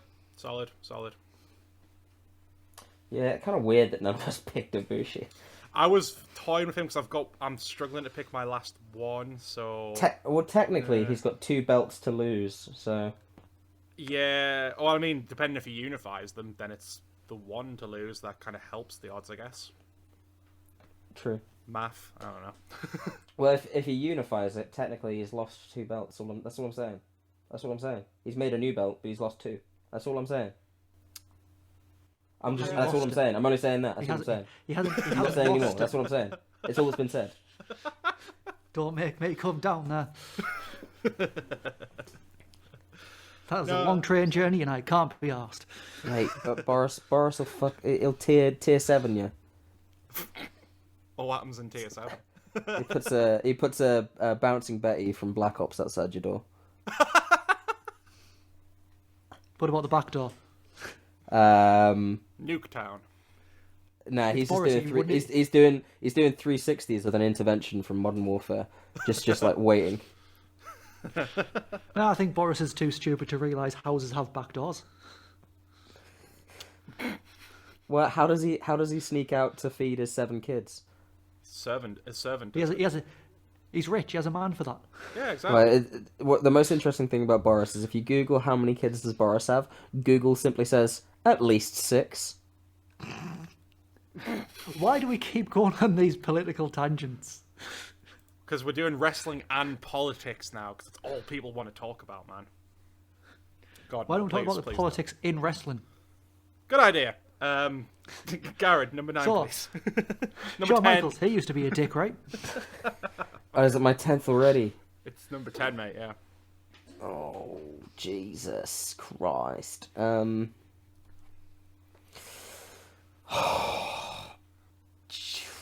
Jeff Cobb. Yeah.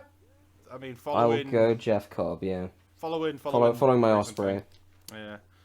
I suppose with that, you're just kind of banking on the stable finally getting that momentum, which probably makes sense following Wrestle Kingdom after they had like a complete losing, like across the board. So yeah, I can see that. I mean, it's gonna be really fun when hopefully him and Shingo step in the ring. Because what I like about this is it's a lot more interesting than predictions because we've got more of a stake in the matches if it's going to be people.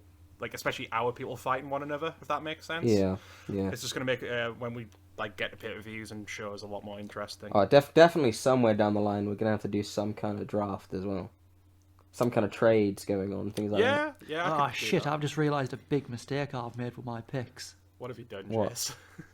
So, with me having Dragunov and Walter, if Dragunov wins the belt from Walter, I'm going to get a bonus because he wins the belt, but I'm going to lose that bonus because Walter's lost the belt. That's a good point. I didn't think of that. Shit! Well, and Ibushi will lose 2 belts, but that's all I'm going to say. That's what I'm saying. That's all I'm going to say. We'll figure that kind of shit out when it comes to it, but you never know. I'm honestly struggling for my 10th pick, but I think Santino Marella. Fuck off with your Santino Marella. I'm going to go with an NXT UK guy as well, just in case, just to see where that might go. I might go with Tyler Bate for my last pick. I can see the argument he's not done. Obviously, he couldn't do much last year, but generally he's one of those names that constantly has got the buzz of being the future of the business. I'd say if Ilya isn't the one within a shot of winning the belt, Tyler would probably be second, given the past matches that they've had. And plus, the thing with NXT UK as well, they're obviously going to be looking to sort of shake up the order of things, given a lot of superstars had to leave following, the speaking out movement. So, but Tyler's still one of those main event names they've got, so I think I'll go with Tyler. Right then, going into female picks. So what we're going to do, just to make it fair, we're going to sort of reverse order a bit. So Garrett's going to pick first on the females, then I'm going to go second, then Jace is going to go last, and we'll do the same for tags where I'll go first, then it'll be Jace, then it'll be Garrett. So Garrett, do you want to take us through your first pick for the females? I do. I already said it foolishly. I will be picking Sasha Banks, please. Well, there's my first pick gone. Yeah, I mean, given the year she had last year, it looks like that's again. It's a similar crack to Drew. Like, I think she was kind of one of the bigger stars of the women's division last year, and I think that momentum's going to continue on into this year. Would you agree? I do. I do very much agree. Yeah, definitely. I just don't see her losing very much. Yeah, I can't see anyone who's currently on SmackDown taking the belt off her. Yeah. I think it's going to be when there's quote-unquote call-ups from NXT that she's going to drop the belt. Possibly. I think. Or unless someone like a Ronda Rousey or a Becky Lynch comes back. Yeah, Becky would be a good shout. I definitely think if she came back, but I mean, I reckon it's going to be. I don't think she's going to come back till if she. End of the year. She comes possibly. back this year. It's going to be late into the year. Yeah, that's why I have not got Becky on my list. Yeah, me too. I've left Becky and Ronda out because Ronda, it's still a big question mark if she'll come back. Becky, I'm assuming she will, but I think it's going to be a long time still before we see her back in the show. I think it's going to be at least October. Yeah, September, October. Even then, I'm more inclined to think maybe next year, maybe possibly as like a surprise Rumble for 2022. But yeah, again with Becky as well, it's even harder for her. Because you've got people like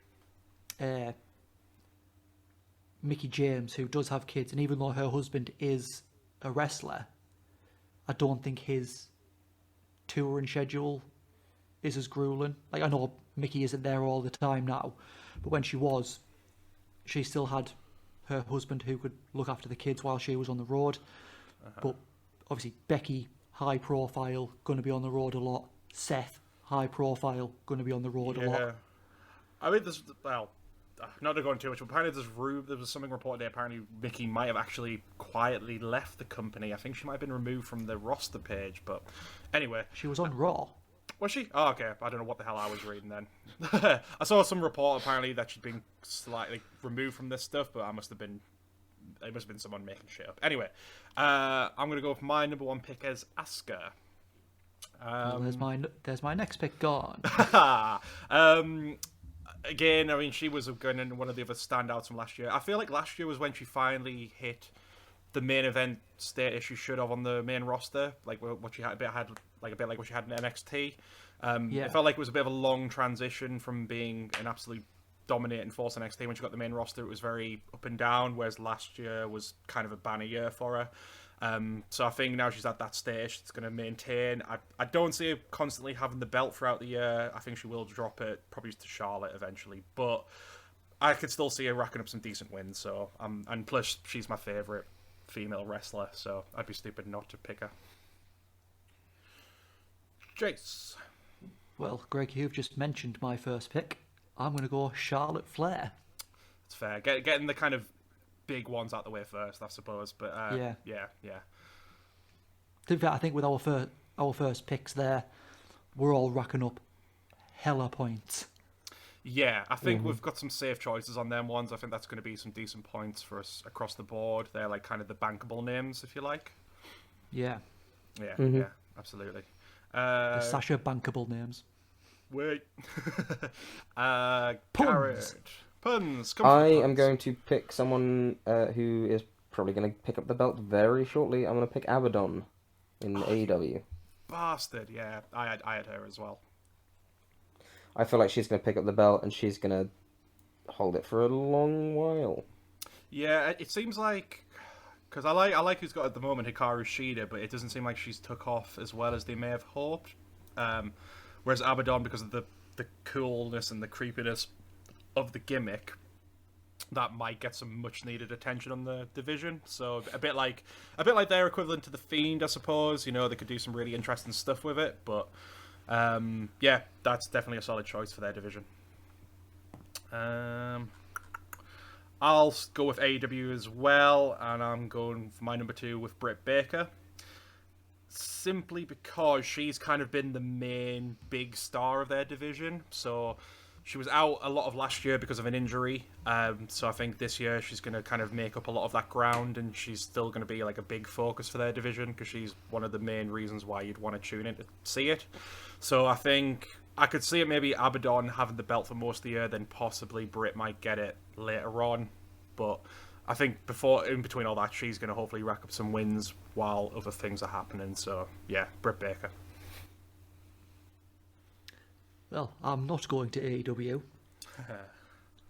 I'm going to NXT. And I've got a choice of 3 that I want to go for. I just don't know which one. I'll go with the champion. I'll go with Io Shirai. Yep. Safe choice. Do you see her still having quite a long reign with the belt at the moment? See, at the minute, I think, from what I've seen, the championship's sort of being put on the back burner a little bit for other stories involving the women.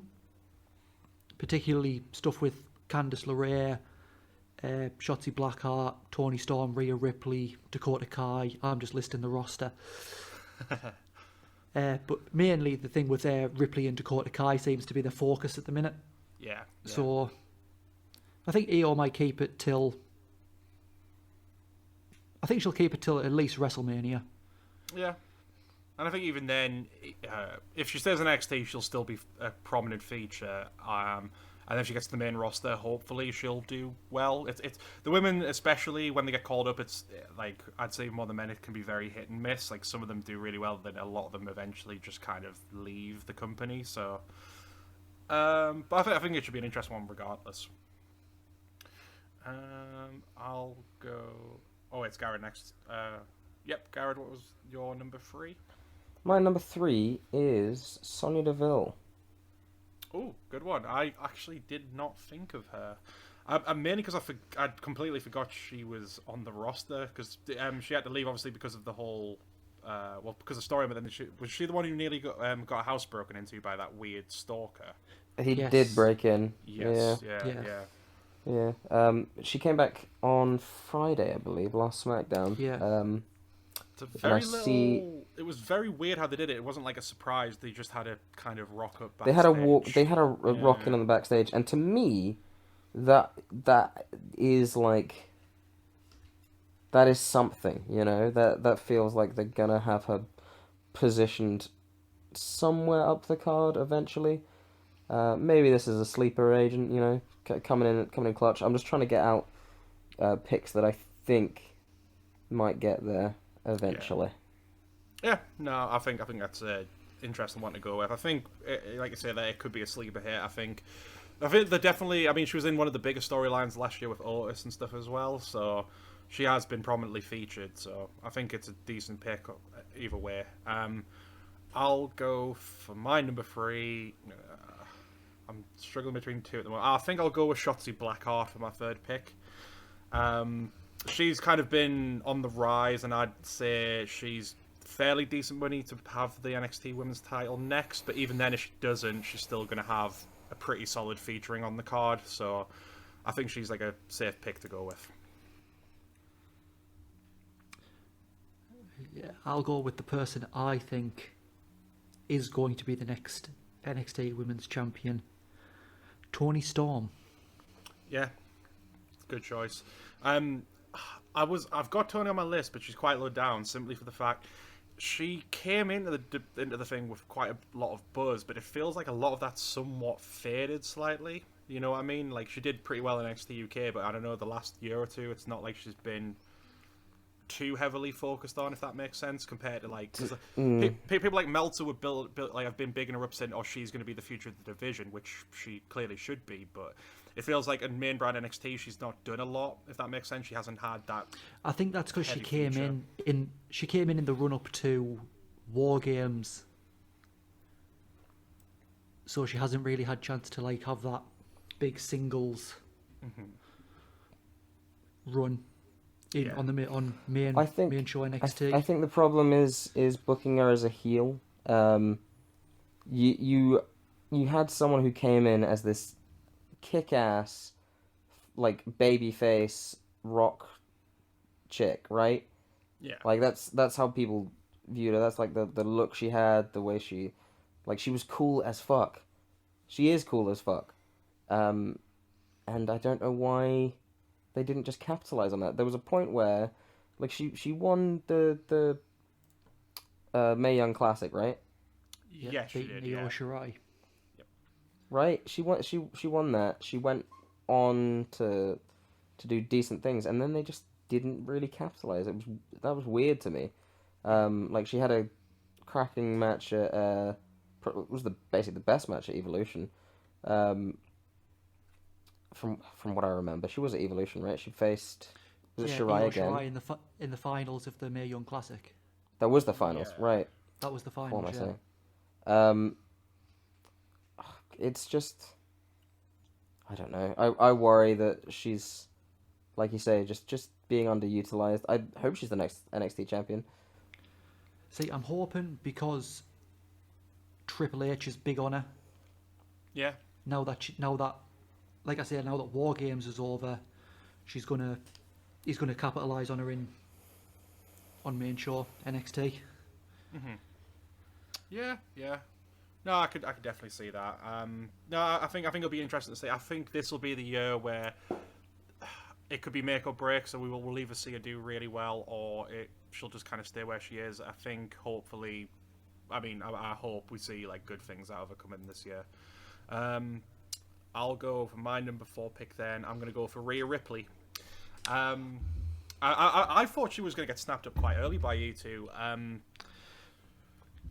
She was next. She was going to be my next pick. I thought so.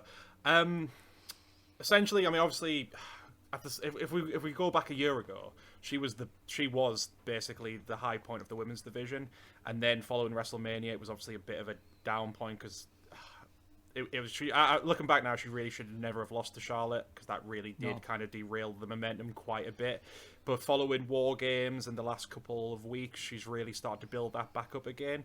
I don't necessarily see her winning the title back soon, but I could honestly see her still having a good tear in NXT before maybe getting that call up and then possibly going back into the feud with Charlotte and hopefully getting that win back, maybe. But I think she's definitely starting to rebuild that momentum that she lost last year. Yeah, like Ripley, she's one of them. She's like Toni Storm. She's the future of women's wrestling. She's she's what, 24? Yeah, super young. Yeah, so still got a huge career ahead of her. Like I say Rhea Ripley headlining a WrestleMania. Yeah, absolutely.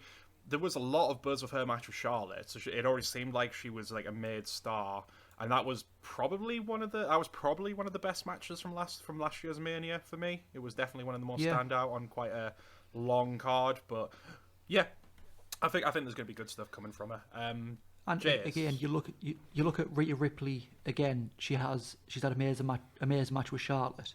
She has had amazing matches with Toni Storm. Yeah. In NXT UK, like it seems like whoever she steps in the ring with, it's a good match. Yeah, absolutely. What's your number 4, pal? And I think she. Sorry, I keep interrupting, but no, it's fine. I think Vince would like her as well because she's big, she's strong. Yeah, he might try and book her as like a China type figure. Yeah, she's definitely got the unstoppable powerhouse force. behind her. So yeah, I could see that. Yeah, absolutely. Garrett. Yes. It is Garrett. No, it's Your it is. turn. It's Garrett next. Is it me? Yes, because it's me. Did Jace pick and his... No. Oh no, It is you. No, it is you, Jace. Come on. Yeah, it's me. Yeah. I'm going to go with Liv Morgan. Yeah, not a bad shout. Apparently, Because I think she's Sorry, go doing some good stuff with Ruby Riott, and I think she just needs that one little kick to get her over the fence and into that title picture. Mm-hmm. And I think that's going to be coming soon. I can see the Riott Squad taking the titles from Asuka and Charlotte. I think because they're the only legit women's tag team now. Yeah. I think I've heard recently as well. They are very high on Liv backstage, if I'm correct. Like they're quite. Apparently she's got like such a good attitude backstage that a lot of them are seeing big things for her in the future just because of her attitude. So it could be that this is like a breakout year for her. So I think it's definitely a smart pick to go with. Garrett, what is your number 5? My number 5 is... I guess a pretty safe one, Bailey. Yeah. So again, that's sort of one of the, I guess, the big 4 kind of ticked off from the main roster. Yeah. I mean, there's not really too much to think there. I've got a couple others I was thinking about ahead of them. Sonya Deville was a risky one. I say, well, not really risky, but more of a chance ahead of Bailey. And I've got a few others, but I thought I'd go with a bit of a safe one. One that I know will get a few wins, possibly even win a championship or 2. Yeah, she's one of those names I think you can almost guarantee she'll at least be in the main event picture still, and potentially, especially because the last run was really good, potentially maybe later down the line she does get the belt back eventually, so I think it's a good one to go with. Number 5. I think for my number 5 I'm going to go with Dakota Kai. Another one who's quite prominently featured on NXT at the moment. Again, did really well in the War Games match, and I think she's a really good talent as well. So I think I could see if she got called up, I could see her getting lost in the shuffle that way. So I'm hoping she stays in NXT because that's where she's doing quite a lot of stuff and's featured quite prominently. So I'd say if she stays there, I could get a few decent wins out of that one. Yeah. So my last one. Yeah, well, it's number 5. We're going 8. We're We're going 8, aren't we? Yeah. We're going 8. Yeah. I'm going to go Candice LeRae. Yeah, decent one. Especially again, she's quite featured heavily as well. Featured heavily. She's now officially but now super aligned with Johnny Gargano. Like I know they married, but they were never really as together on TV as they are right now. Yeah. And with him just winning the North American title, I think she's a good shout. Bit of a, it might be a bit of a slow start given she's got an injured arm, but hopefully that'll mean she's back fairly soon. So yeah, again, still not a bad choice. Yeah, Garrett, what's your number 6? Carmella. Solid shout. I mean, she's kind of doing big things at the moment. Do you kind of see Just her... had like a little reinvention. Maybe that will just get pushed to the wayside, but I think people are fairly high on her. I know that Paul Heyman talked about her pretty highly. So we'll see. I think there's bigger things coming. I mean, she's always had prominent spots, even when you look back at the bad stuff, like with James Ellsworth, for example. But at least that was still prominent. I think she might even be a Rumble winner. Not a bad shout. I could see that. Yeah, absolutely. For my number 6, I'm gonna go with Ember Moon. Bastard. I know. I'm a bit of an NXT theme, but I think for me, NXT is probably where the women's division is sort of strongest at the moment, and now that she's back there, she's already been kind of proving her worth again back in NXT. Like, she was like amazing in War Games. Don't necessarily see her becoming the champion, but I could still see her getting up a few decent wins, kind of proving why she deserved more of a chance in the main roster. So I think it's going to be interesting to see what she does this coming year. Yeah. I'm going to go with Peyton Royce. I think it's only a matter of time before she turns on Lacey, Lacey turns on her, because she said she's not going to be in a team with anyone except Billie Kay. Mm-hmm. And I think the fact that they've just had a big win over Charlotte and Asuka on Raw, I think WWE might finally pull the trigger on Peyton as well. I think this year is going to be a good year for her. Mhm. Mhm. Yeah, I can see that. That was one of my picks. Yeah, because I mean, Peyton's the one that they've seen star potential in, and Billie Kay was kind of like, has Billie Kay actually been on TV since this? Yeah, she's trying to get she's aligned actually with another doing. team. She's doing a fair amount. She's doing this whole thing like, here's my headshot and my resume, Okay. sort of gimmick, which has been done a fair few times before. I feel like they're still letting her do it, so I hope it leads to something. The fact that I mean, I could go on for hours about how they completely fucked up with having actual women's tag teams and just not bothering. Like, the Iconics were a tag team and they were great and entertaining and everything, and they just decided to break them up for no reason. Yeah. No, yeah, that was like one of the more stupid choices, but I think Peyton Royce for sure is definitely going to hopefully have a pretty decent year. Garrett, what is your number 7? Jazz, my number 7 is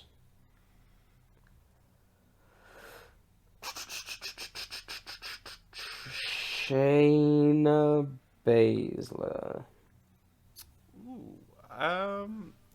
So she's in my reserves, but I was a bit hesitant to put her on my list because she's not done amazingly well this past year, other than the tag run with Nia, I'd say, and the start of the Earth Elimination Chamber. Do you think she might get more of a chance this year? I'd hope so. I mean, she's absolutely fucking tremendous. I just don't know if it's... I mean, when she first came up, she was booked very weirdly. They decided to have her bite Becky Lynch for some reason. I think that's calmed down a bit, and they can just kind of let her be, what she actually is, and that's an MMA fighter with a fairly decent record from what I remember, who is just amazing at submissions. Can you just let her do that, and fingers crossed. Fingers crossed. I mean, I'd love to see her do better things because, like I say, she's one of the prime examples of someone smashing it in NXT and then got the main roster, and it's kind of been like, we just don't know what we're doing with her. So hopefully this year gives her more of a breakout. My number 7, I'm going to go with Hikaru Shida. So obviously the current AEW Women's Champion. I might obviously take a bit of a hit because I think they are gearing up for her to finally drop the belt because she's held it pretty much for most of last year. But she's still she's one of the few sort of Japanese women wrestlers that's got available on the roster, and obviously they were quite big on a lot of those talents. So I think even when she drops it, she's still going to have a lot to do following it, hopefully. So I think even though I might take a bit of a hit at the start, I think it might eventually sort of redeem itself later on in the year. When is their match? Isn't it tonight? Is it going to be? Is it New Year's? So if it's New Year's Smash, it's either going to be this one or next week's because it's a 2-night deal. So I mean, could be tonight. Could lose. Nah, it's tonight. Yeah, I think she's gonna lose tonight. Well, that's gonna be fun for us to check out, given you've got a bad one. So yeah. Well, tonight at time of recording. Time of recording, exactly. So we'll see there. We'll see. Yeah, Jace, what was your number 7? I'm gonna go with someone who I think WWE have been trying to pull the trigger with for a while. They just haven't found the way to do it, and that's Lacey Evans. Yeah. I think I think she needs to have a gimmick change. I mean, she was a legit Marine. She could kill someone with her bare hands, and yet they portray her as this Southern housewife type thing. And I think they just need to let her have more of that military style gimmick, because it'll get her over with the fans. And she's good in the ring. She's great on the mic. I think they just need to find that way to pull the trigger with her. Yeah, she's definitely one of those ones that's come on leaps and bounds, because from NXT up until probably this past year, she was still very green, but she's definitely gotten better. So, again, it could be another one that's a bit of a star-making year, if you like. So, yeah, I could see that. Garrett, take us through your last pick for the women. This is my last pick. How many have we picked so far? So that last one should have been 7, so we're on 8 now. Who have I missed of mine? Abaddon, Sonya Deville, Shayna, Carmella, Bayley, Sasha. Who was my other? That not 7? 1, 2, 3, 4, 5, 6. I think I've only got 6. I've got 7. Yeah, I've got 7 as well, mate. I'll have to just go through on the recording and hope that there's something. Yeah, I probably have them. You know what? Fuck it. My number 8 is Lana. I know she's injured, and I know she doesn't win, but I feel it. I had Lana. Oh wait, you had Lana. I haven't picked Lana, but she was going to be one of my picks. Yeah. Well, I mean, it's probably not a smart pick, but I feel like there's a Money in the Bank Sole briefcase Survivor coming. Sole Survivor in the Women's Survivor Series match. Yeah, but that was a bit of a joke. That was the kind of thing with it. But I think they're going to pull the trigger on Lana. It's going to go one way or the other, I think.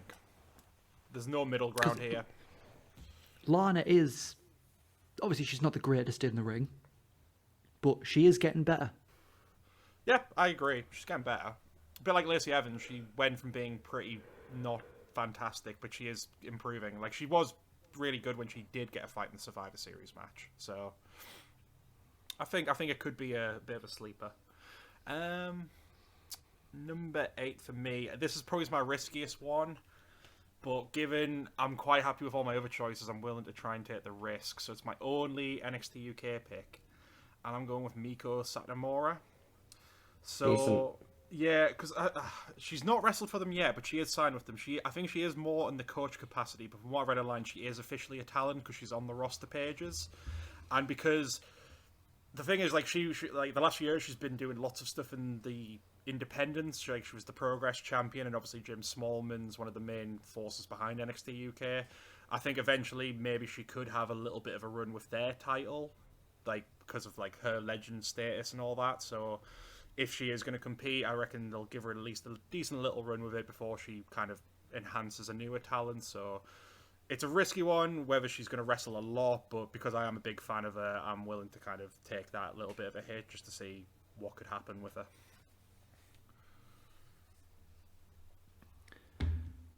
Yeah, I'm going to also go for an NXT UK pick, and I'm going to go Piper Niven.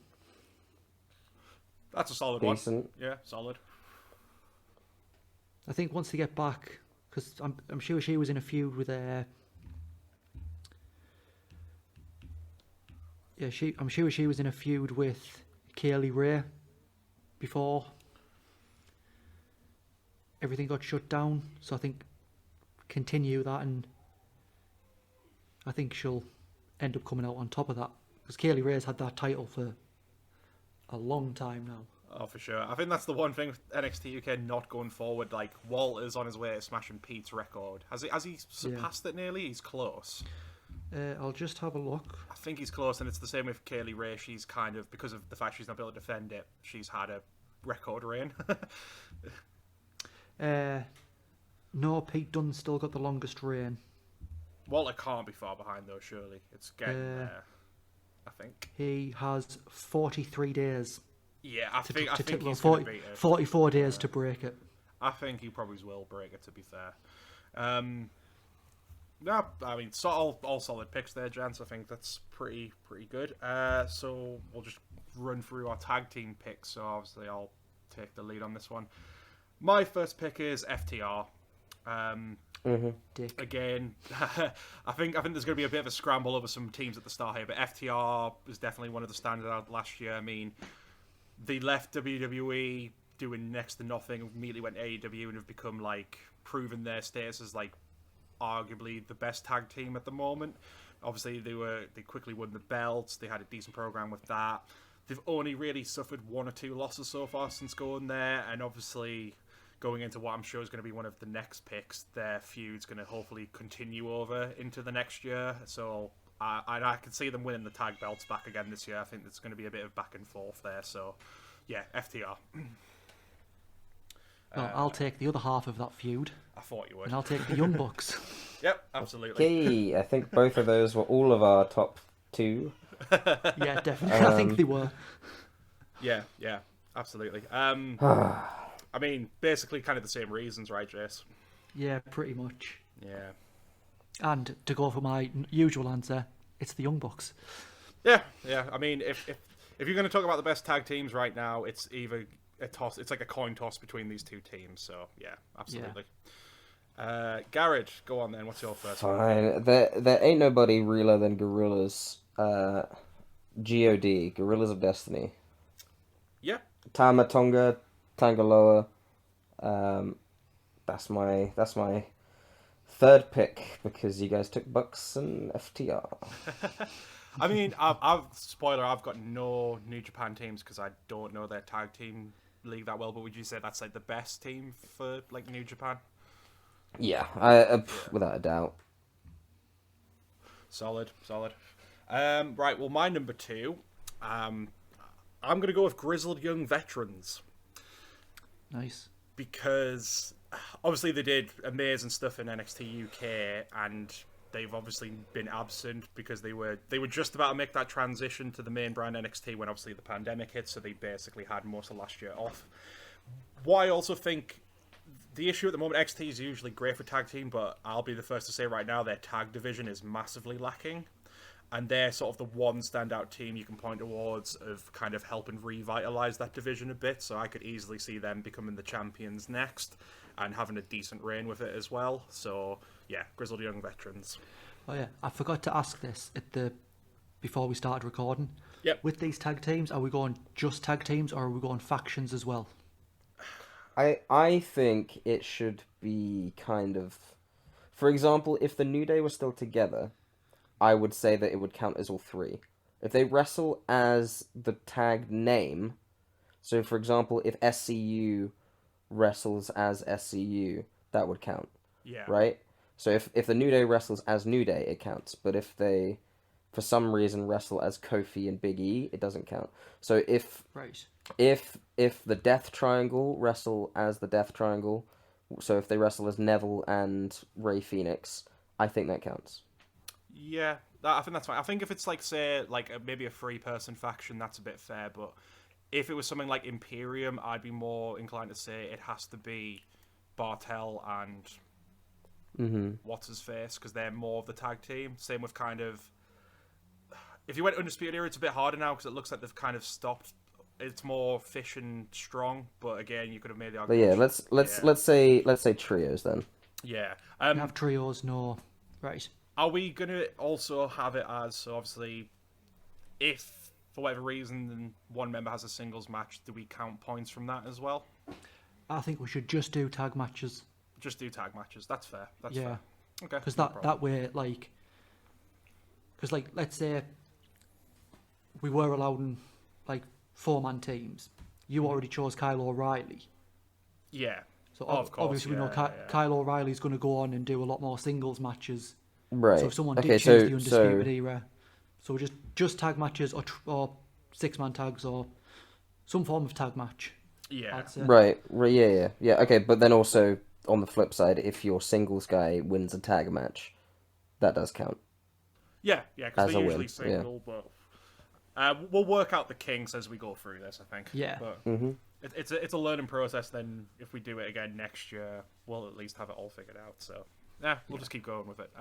So yeah, it's Jace next, right? So yes, my second choice. I'm going to go with the Usos. Good pick. I did not put them on my list, but definitely one of the more solid WWE tag teams you can go with. Yeah, I went for the Usos because I think this story with Roman, it's going to elevate the Usos as well, and I think Naomi, when she comes back, I think she's going to end up being part of that because she's part of the table. Yeah. Is there a worry, though, because Jay has been somewhat elevated now as a single star? Are you a bit worried that they might not have much tag team action this year? No, I think they'll go back to being a tag team. I think they're going to they might try and do like an all the belts situation. Yeah. Have the Usos get the tag belts, have Naomi get the women's title, and then Yeah. be like the dominant family. Yeah. No, I can see that. No, fair enough. Garrett, what's your second choice? My second choice is Oney Lorcan and Danny Burch. Yeah. I mean, they don't really have a stable name yet, so Oney Lorcan and Danny Burch. Yeah, fair enough. Again, it's sort of one of those things where they're one of the more prominent. Obviously, they're the tag champs at the moment, so they're one of the prominent teams on the roster at the moment for NXT. So I think that's a pretty decent pick to go with. For my number 3, I'll go with my only WWE team, and I'll take the New Day. Because I mean, realistically, the tag division's been kind of built around the New Day and the Usos. So if you're going to pick any of the any teams from the main roster of WWE, they're probably the two to go with. So yeah, New Day. Yeah, good shout. I think I'm going to go with a bit out of left field, but I'm going to go with Killian Dane and Drake Maverick. Do you know what? Solid shout. Yeah, not a bad pick. Yeah. Have they been doing a lot recently on TV? Because I try to do as much as I can, but I've not seen a lot of them since he had the car door kicked in his head. Yeah, they challenged for the tag titles. Okay, fair enough. So that's why I think if they're going to challenge for the tag titles and have a pretty good showing, yeah, then they might be one of them teams that, even though they've just been chucked together, might do well. I agree. No, that's fair. No, I didn't really think of them, but yeah, that could be a decent shout. I think they could possibly be next in line for the tag belts. I think maybe with that now, it's probably either them or GYZ. So yeah, solid shout. Yeah, Garrett, what's your number 3?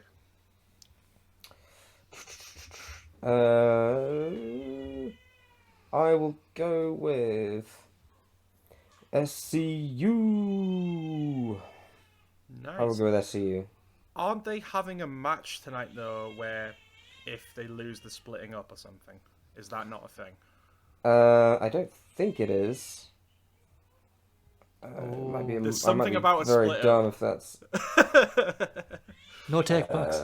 No take backs. I'll take it. It's fine. Hang on. I need to check this. Hang on. I'm sure that's a thing, mate. And if it is, I'll let you do a read. I think they are. I'm sure it is. It's them and the Young Bucks against the Acclaimed and TH2, isn't it? Yeah, I could have sworn there was something about if they lose their next match, they're splitting up, and maybe I'm completely making shit up again.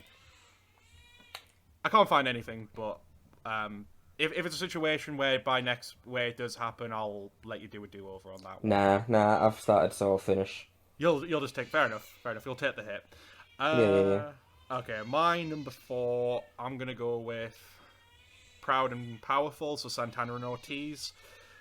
One of the sort of best one of the best tag teams going. I don't think they've done amazing stuff in the Inner Circle, but when it comes to the tag team work, they've not hit completely their full potential. I'd say that obviously they were in one of the standout matches last year with that street fight parking lot brawl with the Best Friends, but I think with the Inner Circle eventually coming to an end, we'll hopefully see them do more in the tag scene. So I think they could be one for later on in the year, getting more of a chance towards the titles. And so, yeah, I think that's going to be kind of a sleeper one. For my number 4, I am going to go with think I'm going to go with the Lucha Brothers. That was my last pick. No, fair shout. Yeah, I mean, I would say let him have Death Triangle there in case Geordie Pack tags with one of them. Yeah, that's fair. So you can have Death Triangle if you want for that one, mate. Death Triangle. Yeah. Yeah, so I would say it counts Yeah. if it's Lucha Brothers, it counts if it's Death Triangle. Yeah. Yeah, well, I'll go Death Triangle, then if it's Lucha Brothers, it's... Yeah. Yeah, for sure. No, that solid shout. Garrett, what's your number 4? I will go with... Fuck. Oh, man. I'm really running out here. Yeah, this one was quite tricky. I'll go with... I don't even think this is a smart thing to do, because I think both of these people are going to go singles again, but I will go with Dangerous Techers. So the team of Zack Sabre Jr. and Taichi. How long have they been a team? Was this like still fairly new, or has it been? They've been tagging for a fair while. Sometimes they wrestle singles. I think Taichi had the Never Open Weight fairly recently. And before that they tagged and then they went back to a tag. The way that the stables work over there is they're very fluid in that they can kind of do anything. Okay. No, fair enough. No, that's solid. I am really stuck for my last pick. I think I'm torn between two. I think I'm going to go with Jurassic Express for my last one. They're not really a team I'd see being in the title picture, but they're always featured prominently on AEW, and they've always done quite well picking up wins as well. So I think there'll at least be a couple of decent points tucked in there throughout the year. So yeah, I'll go with Jurassic Express for my last one. For my last one, I'll head back to WWE, and I'll go for the Street Profits. Probably just because the third main roster team that's going to be... Yeah, I can't see any other team. But maybe the Usos, if my booking for Roman comes out. If it does, I'm suing WWE for copyright infringement. But yeah, they're the only other team I could think of to that's going to pick up wins on the regular. Probably be featured on pay-per-views quite regular. Yep, I agree. Right, Garrett, take us home with your last pick. My final pick is LAX, PNP, Santana and Ortiz. I've already picked that, mate. Then it's not them. I'm really running out, buddy. There is one other AEW team I could mention to you that you get Butcher and Blade. They're quite prominent. Yeah, I mean they're bodied up with Eddie Kingston. Yeah, essentially the names I had left, which might give you a hand, is Butcher and Blade, possibly Mustache Mountain, Imperium, Fashion Police, and Gallus. I'm not really stuck for teams so much as I'm struggling a bit. Trying to think about who's going to actually win something. See, one of my picks was going to be Mustache Mountain. Yeah, but they're not always together, which is the issue. I don't think they're going to be together again. We don't know what's going to happen with NXT UK. They've both kind of been doing more single stuff, so yeah, I think it's a bit of a risky pick. Yeah, I'd probably... Unless they put them back together in NXT UK just to try and, yeah, maybe. get eyes, because, they're quite prominent. Yeah. It's your choice, mate, whatever you think should be the last pick. That's not easy. I know. Fuck. Shit. Bollocks. Google prominent tag teams right now. Alexa, make my last pick for me. Oh, fine. You know what? I'll go with Machine Gun Carl Anderson and Luke Gallows. I was going to go with them, but I thought we couldn't do TNA. Yeah, I mean, Well, we didn't TNA mention doesn't Impact. exist. We didn't mention Impact. Impact. Should we not do? Well, Impact. I don't know. It's up to you. We can do Impact if you're thinking. I'll tell you what. Because It's you're bottom of the struggling. ninth. Bottom of the ninth. We'll let you go with the Good Brothers. Yeah, we'll give you the Good Brothers. Go for it, mate. You can just have the one Impact. just because. We'll be Good Brothers and let you go with the Good Brothers. Yeah, we'll give you that one, pal. Fair enough. I took them off like second on my list. No, we'll let them have that. I mean, because all the solid teams are already gone, but they're a good shout for Impact for sure. So yeah, fair enough, mate. You can have that one. Which now means we're going to have to watch Impact. I mean, we don't. It's Garrett who has to pay attention to that. We just have to hope they don't. Yeah, but we need to make sure he's not telling Porky Pies. That's true. Well, yeah, but you're never gonna fact check me. Yeah, who can be bothered to fact check? Yeah. Jesus Christ, they've just won all the belts. Oh, fucking hell. I was going to say, all of my picks have just won 1,000 matches. What, like right this second? Yeah. That was quick. Yeah, well, They had 1,000 a million. 1,000 referees and 1,000 wrestlers beneath them. Just pinned them all at the same time.